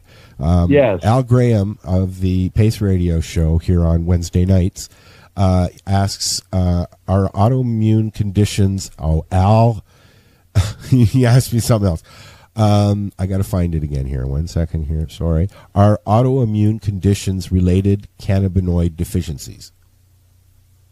Yes, because they're related to free radical excess. Okay. I hope that answered your question. Did you remember what you were saying? No, of course not. I don't remember what else. I don't remember saying anything. Marcel, maybe we should take a second here. Marcel, why don't we were talking off break about the fact that Marcel had MS. Why don't you elaborate, Marcel? Oh, actually, that's a perfect thing to talk about here. What was that? So that's a perfect thing to talk about. MS is an autoimmune disease, and it winds up basically destroying the myelin sheaths, which is basically insulation over your wires, your nerves. And without that insulation, your nerves don't conduct properly. And as a result of not conducting properly, they make more free radicals and they eventually die. So that's why you progress from bad to worse, typically. So when you take enough cannabis, you turn on fat burning, and your nerves can burn fats as well. They just normally are not doing that. But when you burn fat, you produce ketones. And ketosis, can serve as a replacement for glucose in your brain. And it turns on the recycling, but the other thing that it does is it turns on stem cells. Think about it. Stem cells are cells that can replace your other cells when they're aged and damaged. So, for example, in your brain, your cannabinoid receptors, your CB1 receptor, is responsible for neurogenesis, making new neurons. Okay? What does it make new neurons from? Stem cells. So you want to have enough stem cells that you can make enough neurons to replace the ones that are dying. Okay? Now, you take the high doses of cannabis, the neurons that are dying are going to stop dying because they're going to not be making as many free radicals because they're going to be burning fat. And you're going to be expanding your stem cells because stem cells divide by burning fat. Stem cells have two different modes of division. They can do what's called symmetrical division, where they make one stem cell turns into two stem cells, turns into four stem cells, and you're only making stem cells. That's all driven by fat burning. That's all driven by the CB2 receptor. We know that that hemopoiesis, the production of new blood cells, is promoted by cannabis. We know that in the nervous system, you generate new nerves, neurogenesis, and you make new connections, plasticity, driven by the CB1 receptor. But what you need to be able to do as you turn on sugar burning in the fat burning stem cells is you need to have enough stem cells. So the fat burning expands the stem cells, and then the CB1 differentiates them, and that's why you've overcome your neurological deficiencies. Now, there is a school of thought, and this may be the situation where we're seeing different people essentially curing themselves of MS. Because I've seen that as well now with people who've taken the high doses. And what I think is going on is the high doses are expanding your stem cells, and because you're using cannabis, your CB1 are then differentiating them.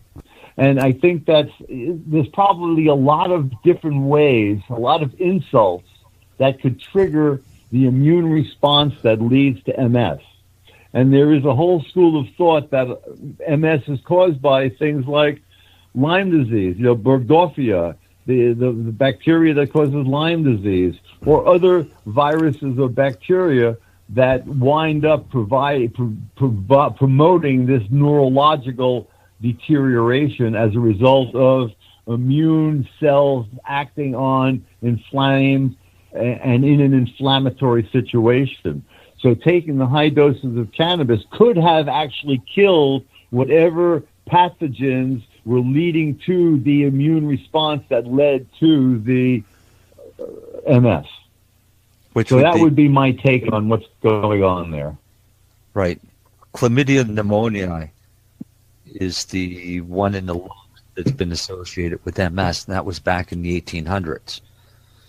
So there's a variety of things that have been implicated, but and I know of one doctor that I haven't spoken with him for 20, 30 years, but he was down in Tennessee there. I forgot the university, Vanderbilt, and he believed that all MS came from different kinds of pathological infections.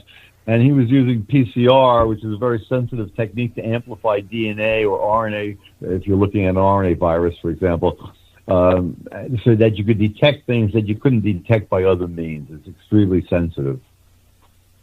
So this has been going around for a while here, and I was actually on the phone the other day with an alternative physician friend of mine who hasn't drank the pharmaceutical Kool-Aid. And she was saying as well that a lot of this MS is again, just a variant on certain types of infection. So it's out there, and that would certainly be an easy way of explaining how cannabis was able to reverse it. Oh, I figured that out a long time ago. Oh, no, that's awesome. Yeah, but you didn't explain it like that, Marcel. No. But see, here was my take on you've MS, never really no. I was told that it was an autoimmune disorder. I was told that it was by, of course, neurologists. No, but it is autoimmune because your immune cell system is doing it on your cells. But the question is why. But then the other aspects were the vascular aspects, and this is why the CCSVI treatment is so successful for so many, because they actually get some blood flow out of their brain. And then, of course, the fungal one, which was the chlamydia, the pneumonia chlamydia. I looked at cannabis as well. It works and is patented as a neuroprotectant. So if it's neurological, then I'll use cannabis. Antifungal and antibacterial, cannabis does that, so I could cover that base. And cannabis is a vasodilator. So it would cover the vascular issue. So no matter what they threw at me of this is the reason of MS, cannabis was already proven to be able to correct all of those conditions. So again, remember, everything in life is holistic. So if you're healthy holistic. If you're ill holistic. And cannabis regulates everything. So it's the ultimate modulator of your holistic biochemistry, being able to drive you through either safely through sugar burning or by protecting you and turning you into the fat burning. It's just amazing because it will promote, from what I'm believing, your stem cell regeneration of your organisms, your organisms. That'd be nice, though. I'm 69 years old. I have all sorts of nasty inflammatory crap because of my genetics.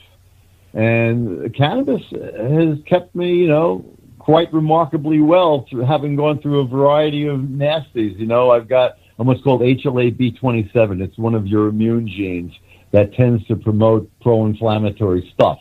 In particular, something called ankylosing spondylitis, which is basically arthritis of your back and spine, as well as psoriasis. And I've got psoriasis. I don't have the ankylosing because I've used cannabis my whole life. Doctors are quite surprised. I've got a variety of arthritic conditions. At times, like 1 year ago, every joint in my body hurt. I was in so much pain. I had gout on top of all of that, and I was recovering from heart failure from having AFib for 12 years. So what I wound up doing is just significantly increasing my already high doses of cannabis and doubling or quadrupling all of the fat burning and antioxidants that I consume. And now, a year later, I haven't had gout for a year. And that, in conjunction with going to a chiropractor regularly, so that to help with the sciatica, all of these things come together, and I'm feeling pretty remarkably good. I run regularly. I go to the gym. I should have been there tonight, but I'm on the phone with you guys. I forgot. You could have done it running. You could have done it from the gym. Yeah, you could have been on running and working out on your phone. No, I don't run in gyms. I can't stand treadmills. I run outside. I go to the gym and I use the weight machines, workout machines. So I've exercised my whole life. When I was in high school, I was on the gym team, gymnastics team, and when I went to college, I started out as a chemistry major, but my second year in school, I used to like explosives. And I played with explosives and blew myself up and wound up in the hospital. So I dropped out of being a chemistry major. When I was 16, two things happened. I started college and I started smoking dope, and then I blew myself up at 17. And so I changed my attitude towards schooling and everything else, because I was, even though I started young, I'm not a very good student because I'm basically very ADD. I have trouble reading a sentence. Yeah, me too. So I jump around, and jumping around is great because that means I read a little bit of everything. That's right. And that's why I know so much. They taught me in public school, they taught me how to scan because I have ADHD and I'm dyslexic. So they taught me how to scan. And that helped me a little bit, but what really helped me was the screen right in front of my face. I mean, I get an exam and I freeze up. I have a hard time. I forget everything. I fail automatically. But you give me a practical exam, a hands-on exam, and 90s. Yep. Right. The computer screen has helped me. I sit in front of 3 computer screens all the time. I read news. I won't say for a living because I don't make a living at this, but I read the news 99% of the day. And I was never able to do that as a kid. I don't think I've ever read through a book completely in my life. Yeah, I don't read books either. I can't. Movies, yeah. I don't read whole scientific articles either because I can't. It's plus at this point I know everything they say. As soon as I read the beginning, I know where they're going, and as long as I know the techniques, I understand it all. You see, but it allows me to just jump around. You take it from a different perspective, though. You take it. Your brain works science all the time. It's you're always thinking about a solution, yep. Right? So, I mean, from a learning point, the absorption, how you retain all of that information, you must have either a huge penis or a big brain, one of the two.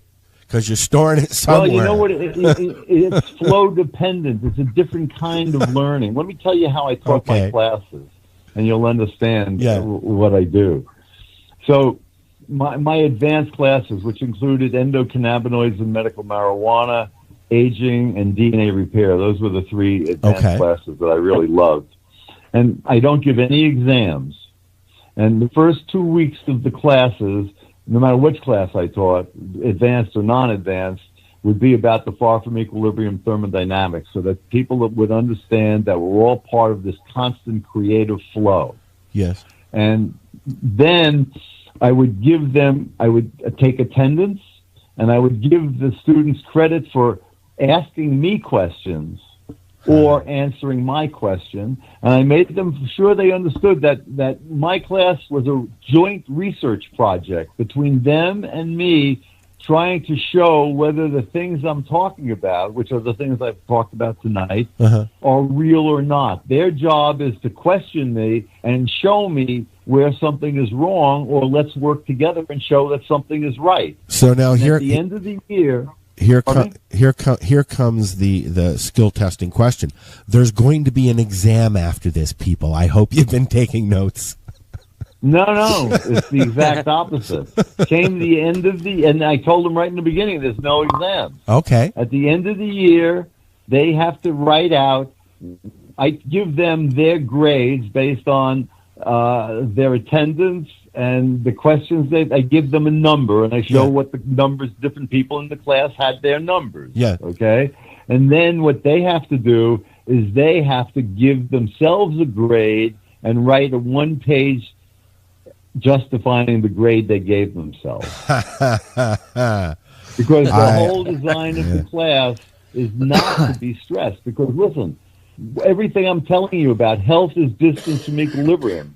You can go further from equilibrium by developing your muscles or your mind. So it's natural for us to be healthy by learning more.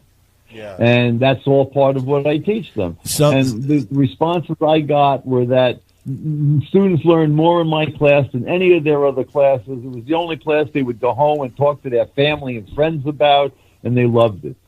And that makes sense to me because, back in the 60s, I would go to history, and we would walk in, and I can't even remember his name. He was that memorable.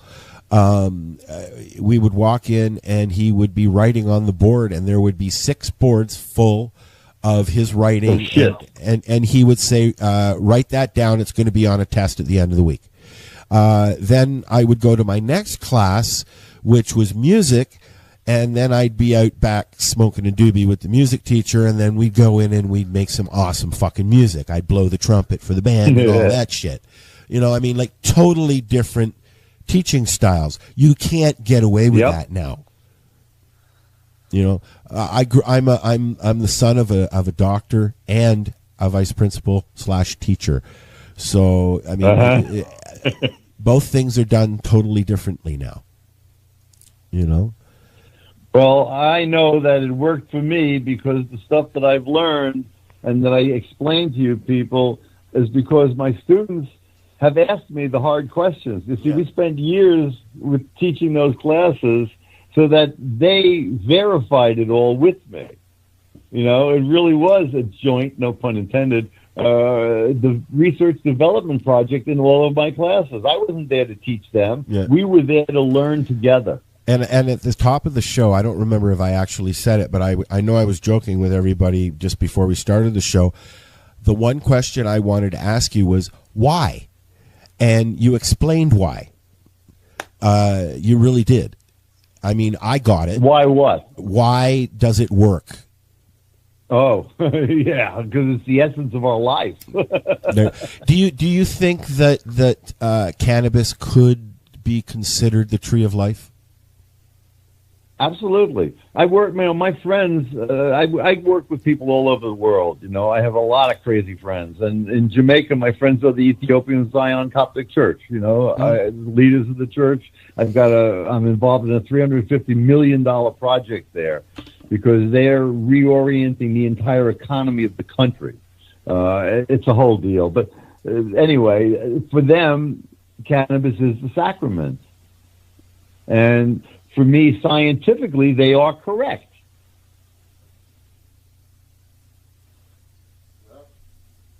I have to agree.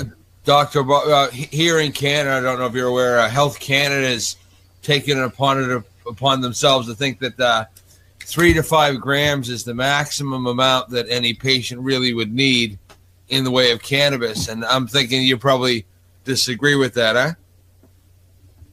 Well, let's see, if they had 5 grams and you had an efficient extraction, that would give you, a tenth, let's say. So you'd get 1/5 of a gram of oil. That's not nearly enough for most people who need it for serious health reasons. So that's ridiculous. Yeah, beautiful. That's what I thought you'd say. Especially when at one point I was using 5 grams a day. Yes. Is that the person who had MS? Yeah. That was 5 grams of oil per day. Yep. So you don't need to take that anymore, 5 grams, do you? No. Actually, I'm taking. How long did you take it for before things got fixed? I was researching it and changing formulations to find better way to work, and that didn't happen until about 2012. So from 2012 is when I figured it out. 2013 is when I started implementing it, and I started cutting back on my dosage in 2015 because the neurological damage was already repaired, and I was starting to get high.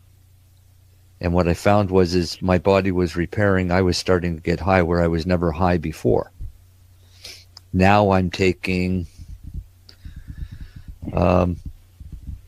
maybe 1/50th of a gram a day. Oh, in 20 a different milligrams formulation. A day. Very little. Yeah, I'm taking an extremely small amount. You also smoke a lot too, right? But I smoke a lot. Well? Microdosing now. Yeah, I microdose now and for me, it's more. I stay completely pain-free. I stay completely symptom-free, and I don't get high, so I'll just leave it at that dose. Oh, nice. But let's also remind people that even though that works for Marcel, it doesn't necessarily going to work for everybody else. That's right. But there may be a combination of what Marcel is doing and what another patient is doing. That's why that's one of the doing things our own clinical trials. I always now. emphasize. We as individuals, even if you took twins, the biochemistry of 2 twins is not the same. No way in one cell is it the same, let alone in 15 trillion cells. So we are all completely different. Even if we have the same genetics, our biochemistry is completely different. And the cannabis plant is so unique in its ability, not just with THC and CBD and the other cannabinoids, but all the other terpenes that are in there are all profoundly important in terms of modifying these biochemical pathways. Something that I've come to realize, and I now absolutely am convinced it's true, is that when you look at other herbal medicines, when you look at all of the Chinese medicines, almost every medicine you look at, when you look at what the active ingredient is, you will find that active ingredient turns on fat burning and hence is anti-inflammatory. And all of these terpenes that we can get out of all of these different fruits and vegetables are in cannabis. So different strains emphasize different cannabinoids, different terpenes, and different other things. And the key is to match up the plant with the person. There's no way to do that up front. People should just get out there, get stoned, use different ones, find what works, and then, live a happy life. I'm glad you said that. Amen. Amen. Hear, hear. If I had a hand clapping machine right now, it would be going off. Everybody's saying, what's the ratio of that's bullshit. There's no magic ratio. How much do I take is the question that I get. How much do I take every day? That's becoming stupid like the FDA. The FDA is the biggest farce. The fact that these assholes talk about the double-blind standard as the golden standard, the double-blind control. Think of what they're doing. They take some poison pill and they figure out that you can take certain amount of this and not die, and that they can demonstrate some statistically significant change in some parameter that may be so insignificant as to have nothing to do with your health, but it was still statistically significant. It makes it justifiable. And it's just insane. Yeah. They're going to test it in some subset of people, and then magically you take this quantity, this amount of times every day. We don't care if you're man, woman, young, old. We don't care what your diet is. None of that matters because we did the triple blind. What a bunch of fucking idiots. But there we go. I'll jump in here on this one. Here we go. We kind of have no choice but to do those types of studies to appease government like Health Canada. So we're doing double-blind studies using a cannabis product. We're doing what fucking Health Canada should be doing. Right, and we're getting astounding results, and we're starting our PTSD trial this week. sweet. Well, you know what? Listen to this. This is what's going on, and this is what's going to happen if Canada's as stupid as the U.S. But looking at what's happening in the U.S., it's actually beautiful because the idiots, the blips, the backward-looking cannabinoid deficient people are committing suicide and they don't even know it. So it's my contention that backward-looking cannabinoid deficient people run the world. That's why the world's so screwed up. And what we're experiencing right now is a phase change and an evolutionary change. Remember, I told you that cannabinoid levels have always been selected for increased levels. So we now know that, and we are experiencing it by using more. We don't have to wait to evolve more cannabinoids like has always happened. We can do it ourselves because we're smart enough to know that we can use the plant. So what's happening in the United States is you're going to have the backward-looking people adhering to the big pharma model, going to the doctors, wasting their money, getting sick and poisoned, and you're going to have the people who are operating on state-level medical systems going to their dispensaries, and we've already seen it happen now in Colorado and other states where it's legal. A dramatic reduction in Medicare costs, Medicaid costs, because people would rather spend money out of their own pocket and feel better than take free poison. We've actually been proving that in Canada for quite some time. Well, this is now an epidemiological experiment because within the next few years, it's going to be completely apparent that the one side does better. We already know, for example, that cannabis users have thinner waists, that they have lower levels of diabetes, that they have lower levels of bladder cancer. We know that it inhibits Alzheimer's. There's going to be so much Alzheimer's in the United States that it's going to bankrupt the healthcare system, which is already bankrupt, but totally by the year 50, they estimated it. Well, who's going to be the ones who get Alzheimer's? The people who are using pharmaceuticals, who are eating the shit diets, the GMOs, and all the other crap. And what you're seeing now, we're in the middle of an evolutionary change. You see, one of the things I haven't talked about today, and this is really, I believe, to be extremely profoundly important science. The metabolism, as I told you, the fat-burning cells have a unique architecture. They close up the genes that burn sugar, and the genes that are burning fat are exposed. You can change the architecture by what's called epigenetics.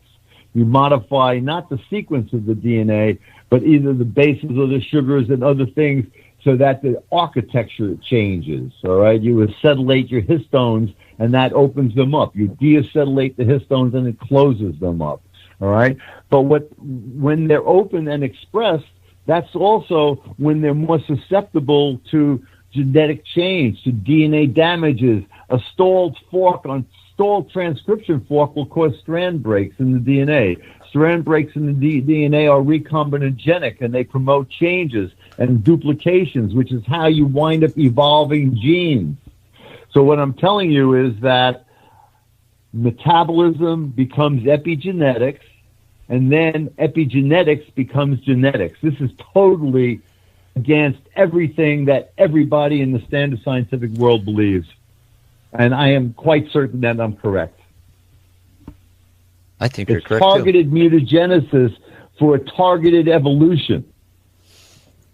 Wow. Wow is It's right. very wow. Wow. They really can't. You see, so really let me sing give you some examples of what this means, all right?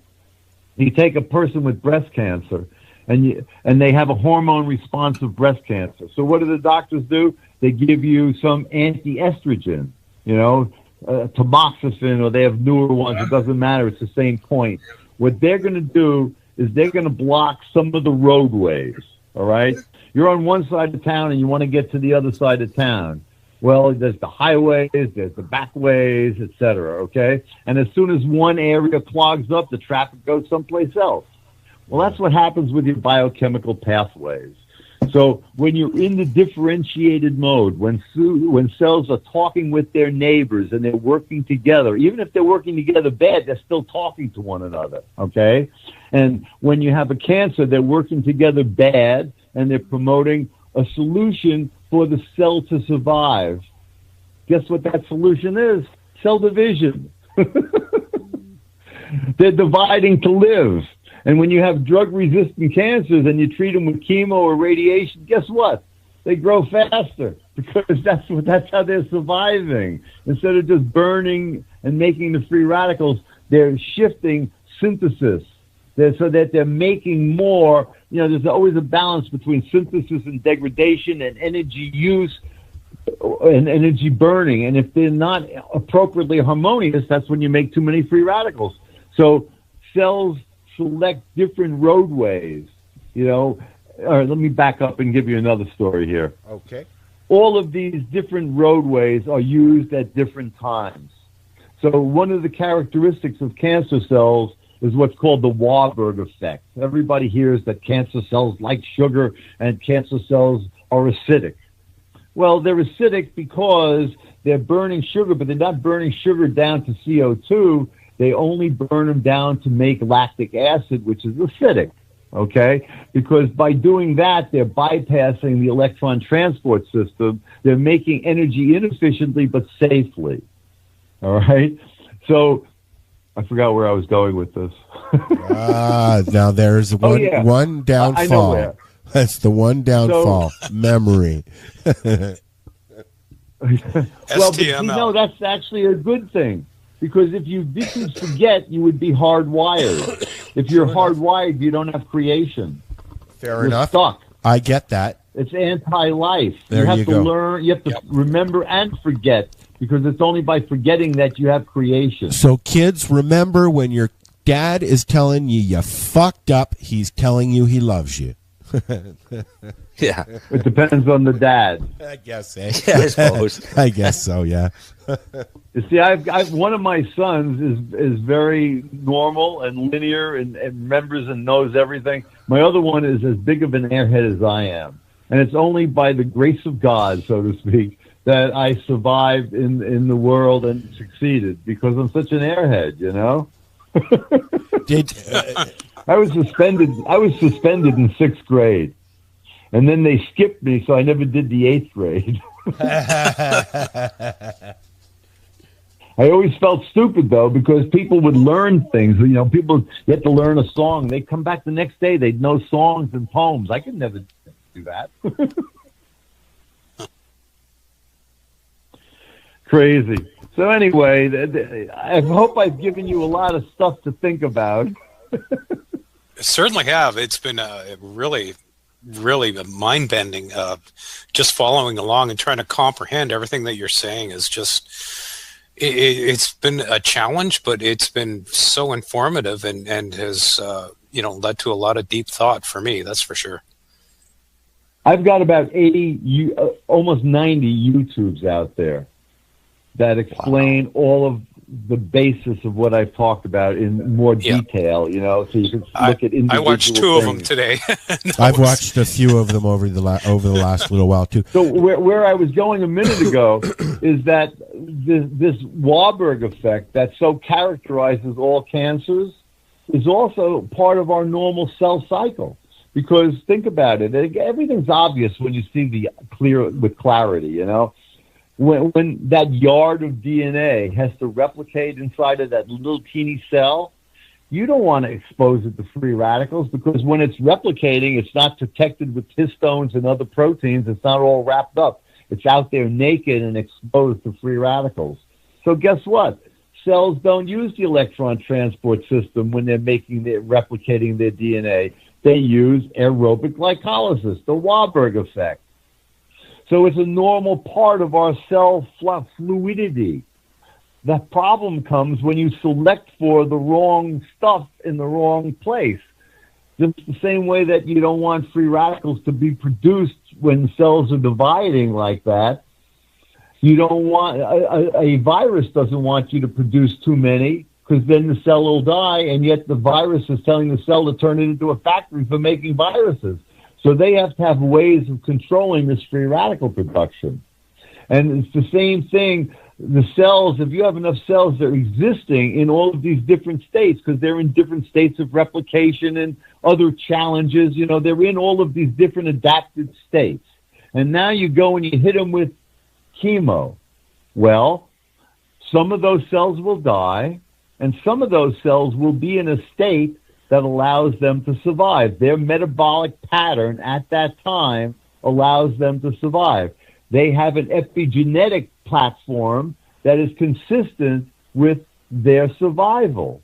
And that epigenetic platform over time will mutate and turn that platform into the future genetics. That's why you see cancer cells. Like if you look at a breast cancer tumor, it's got like 100 different mutations in it.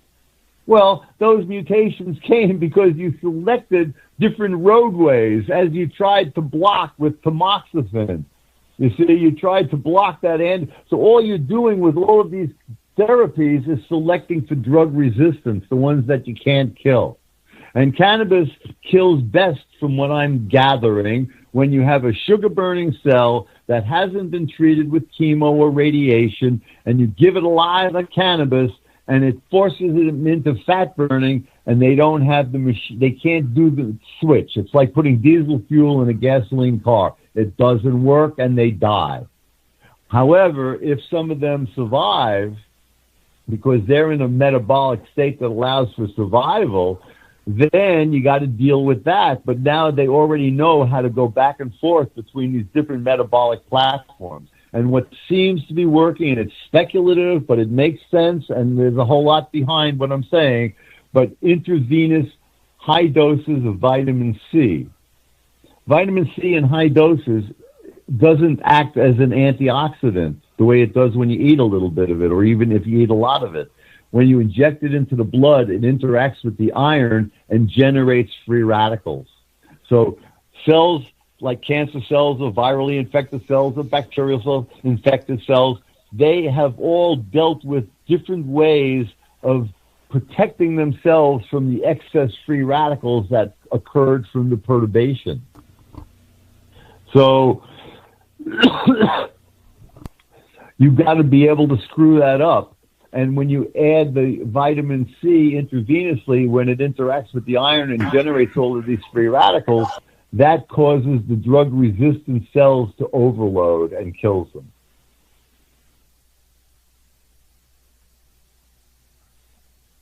We're all in the gaze of your listening. The hell took a bong hit sideways. Yeah. So that's my story, and I'm sticking to it. What a story. Wow. Holy smokes. Yeah, I've given you a lot of stuff, you know, and you won't find it in any books anywhere. And if you tell it to doctors, they'll tell you you're crazy. But you know what? Stoners right away know it's true. That's how I knew it was true, you know, as I figured it all out. It's obvious. It makes sense the way you explain it. It makes sense. If you take a minute and actually listen to what you're saying, it makes sense. And like Chris said earlier, when I'm listening to it, you know, I'm drifting off. Oh, butterfly. Oh, wait, what is he saying? And you just come right back the way you're going. It's very smooth. I really enjoyed listening to you, sir. Well, I'm glad it was enjoyable, and hopefully it's some use, and hopefully some of your listeners.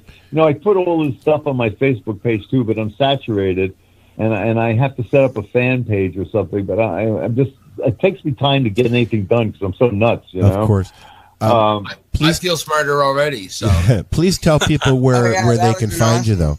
Tell people where they can find you, where your website is. Well, if you go to Facebook. You know, I got a Facebook page. I will set up a fan page so I can mirror things to that. I just am lame. And I've got about, I think it's very close to 90 YouTubes out there. And some of them are extremely, I believe, educational with novel thinking, like the stuff that I've, you know, told you tonight. There's more details on all of that stuff, be it HIV, metabolic plasticity, you know, breast cancer, estrogen receptors, blah, blah, blah, blah, you know. I've got tons of stuff out there because, you know, what I do is as I think about stuff, I put it out there so I can get feedback and so people can utilize it. And, you know, it works. It does work for all of the things. I think that we could be here all night if we wanted to. getting high and listening to Dr. Bob. But 2 hours has gone by.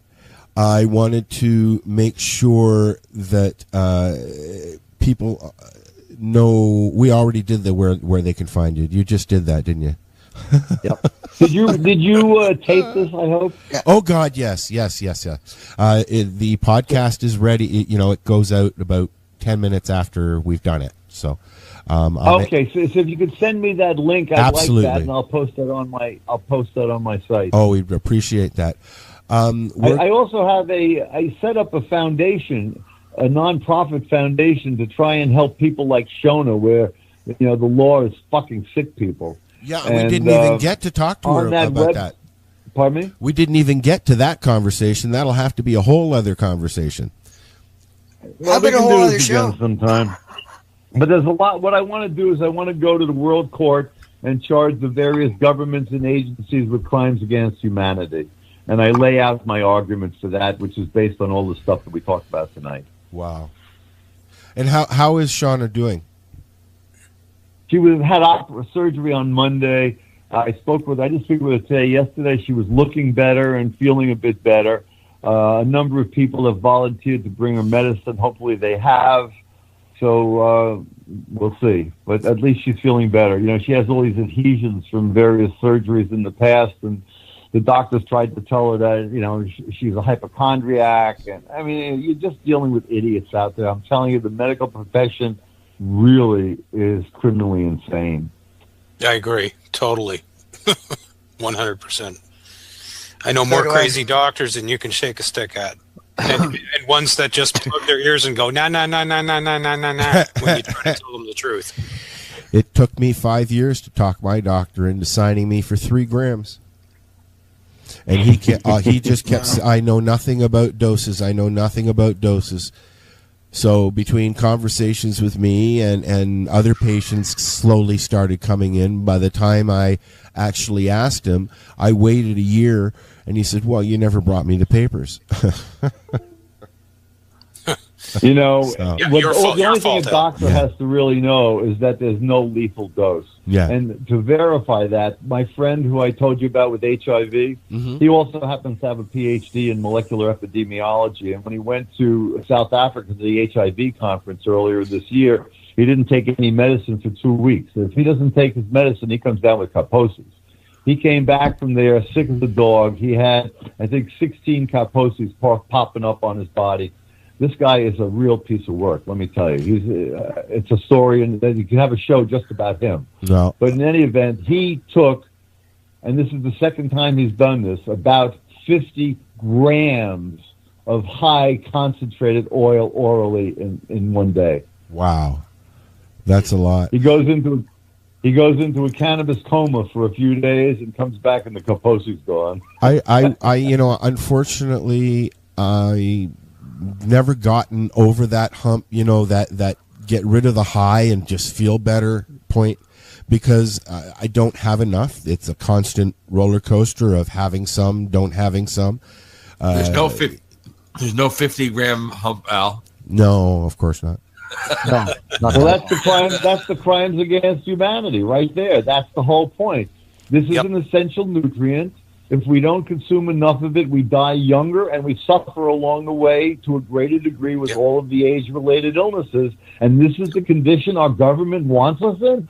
Fuck them. That's all I got to say. Fuck them. On that note, fuck them for sure. Dr. Bob, it has been a complete pleasure talking to you, and I hope you'll come back and do it again. All right, guys. You be well.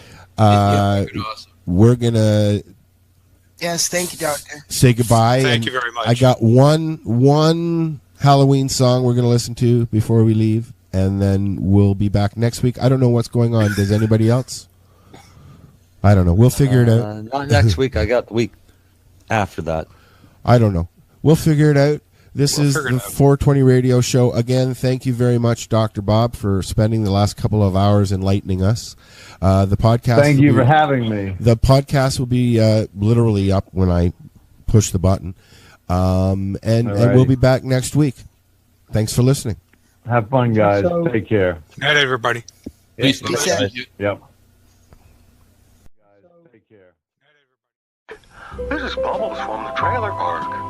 And they're playing some fucking excellent music on lifestyleradio.ca.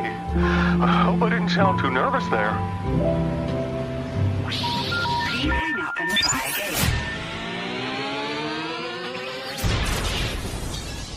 You're listening to Lifestyle Radio.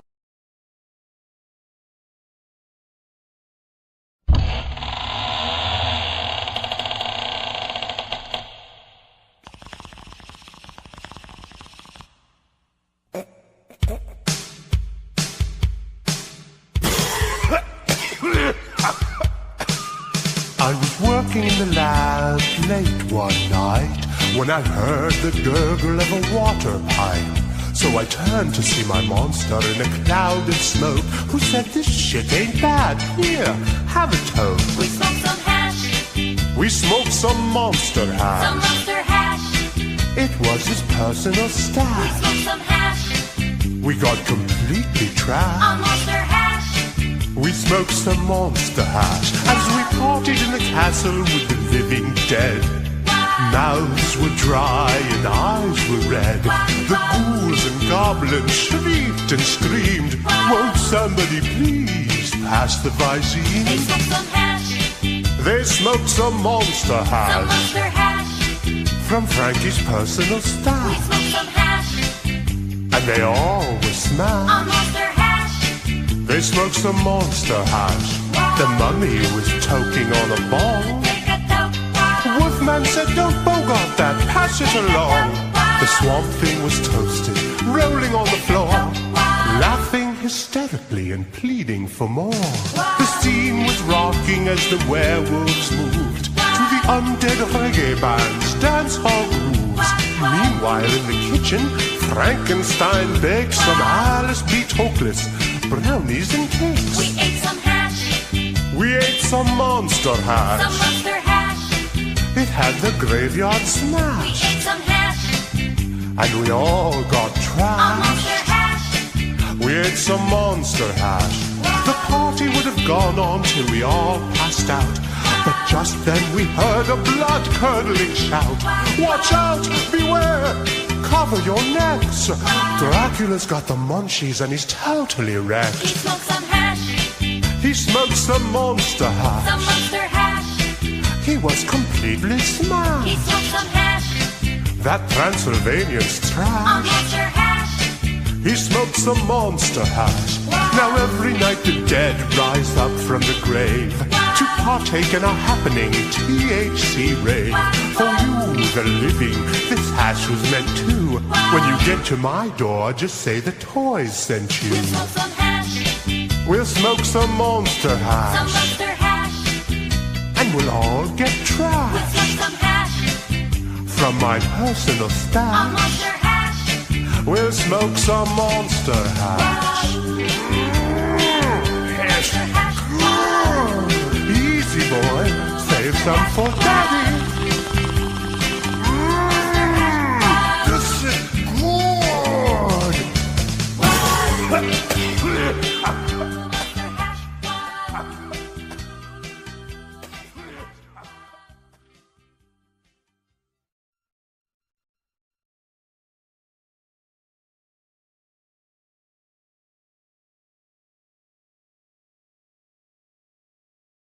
Tune into the Pace Radio Show and catch Kim Cooper, Debbie Stoll-Skiffin, or Allison Murden, along with myself, Al Grant, as we talk to Canadian and international cannabis advocates who are working hard to help patients and to end cannabis prohibition. Catch us live every Wednesday at 8 p.m. Eastern Standard Time here at lifestyleradio.ca.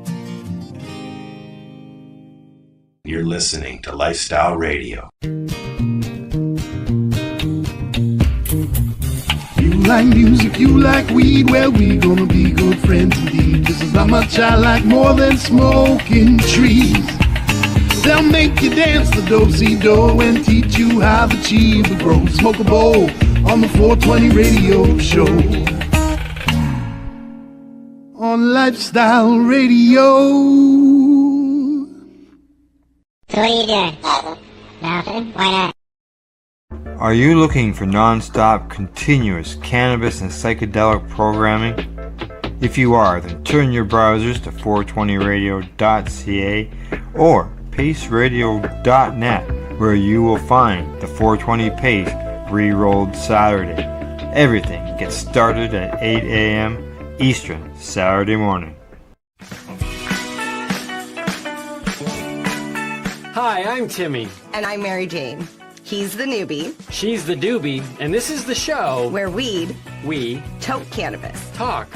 From both sides. Is that even possible?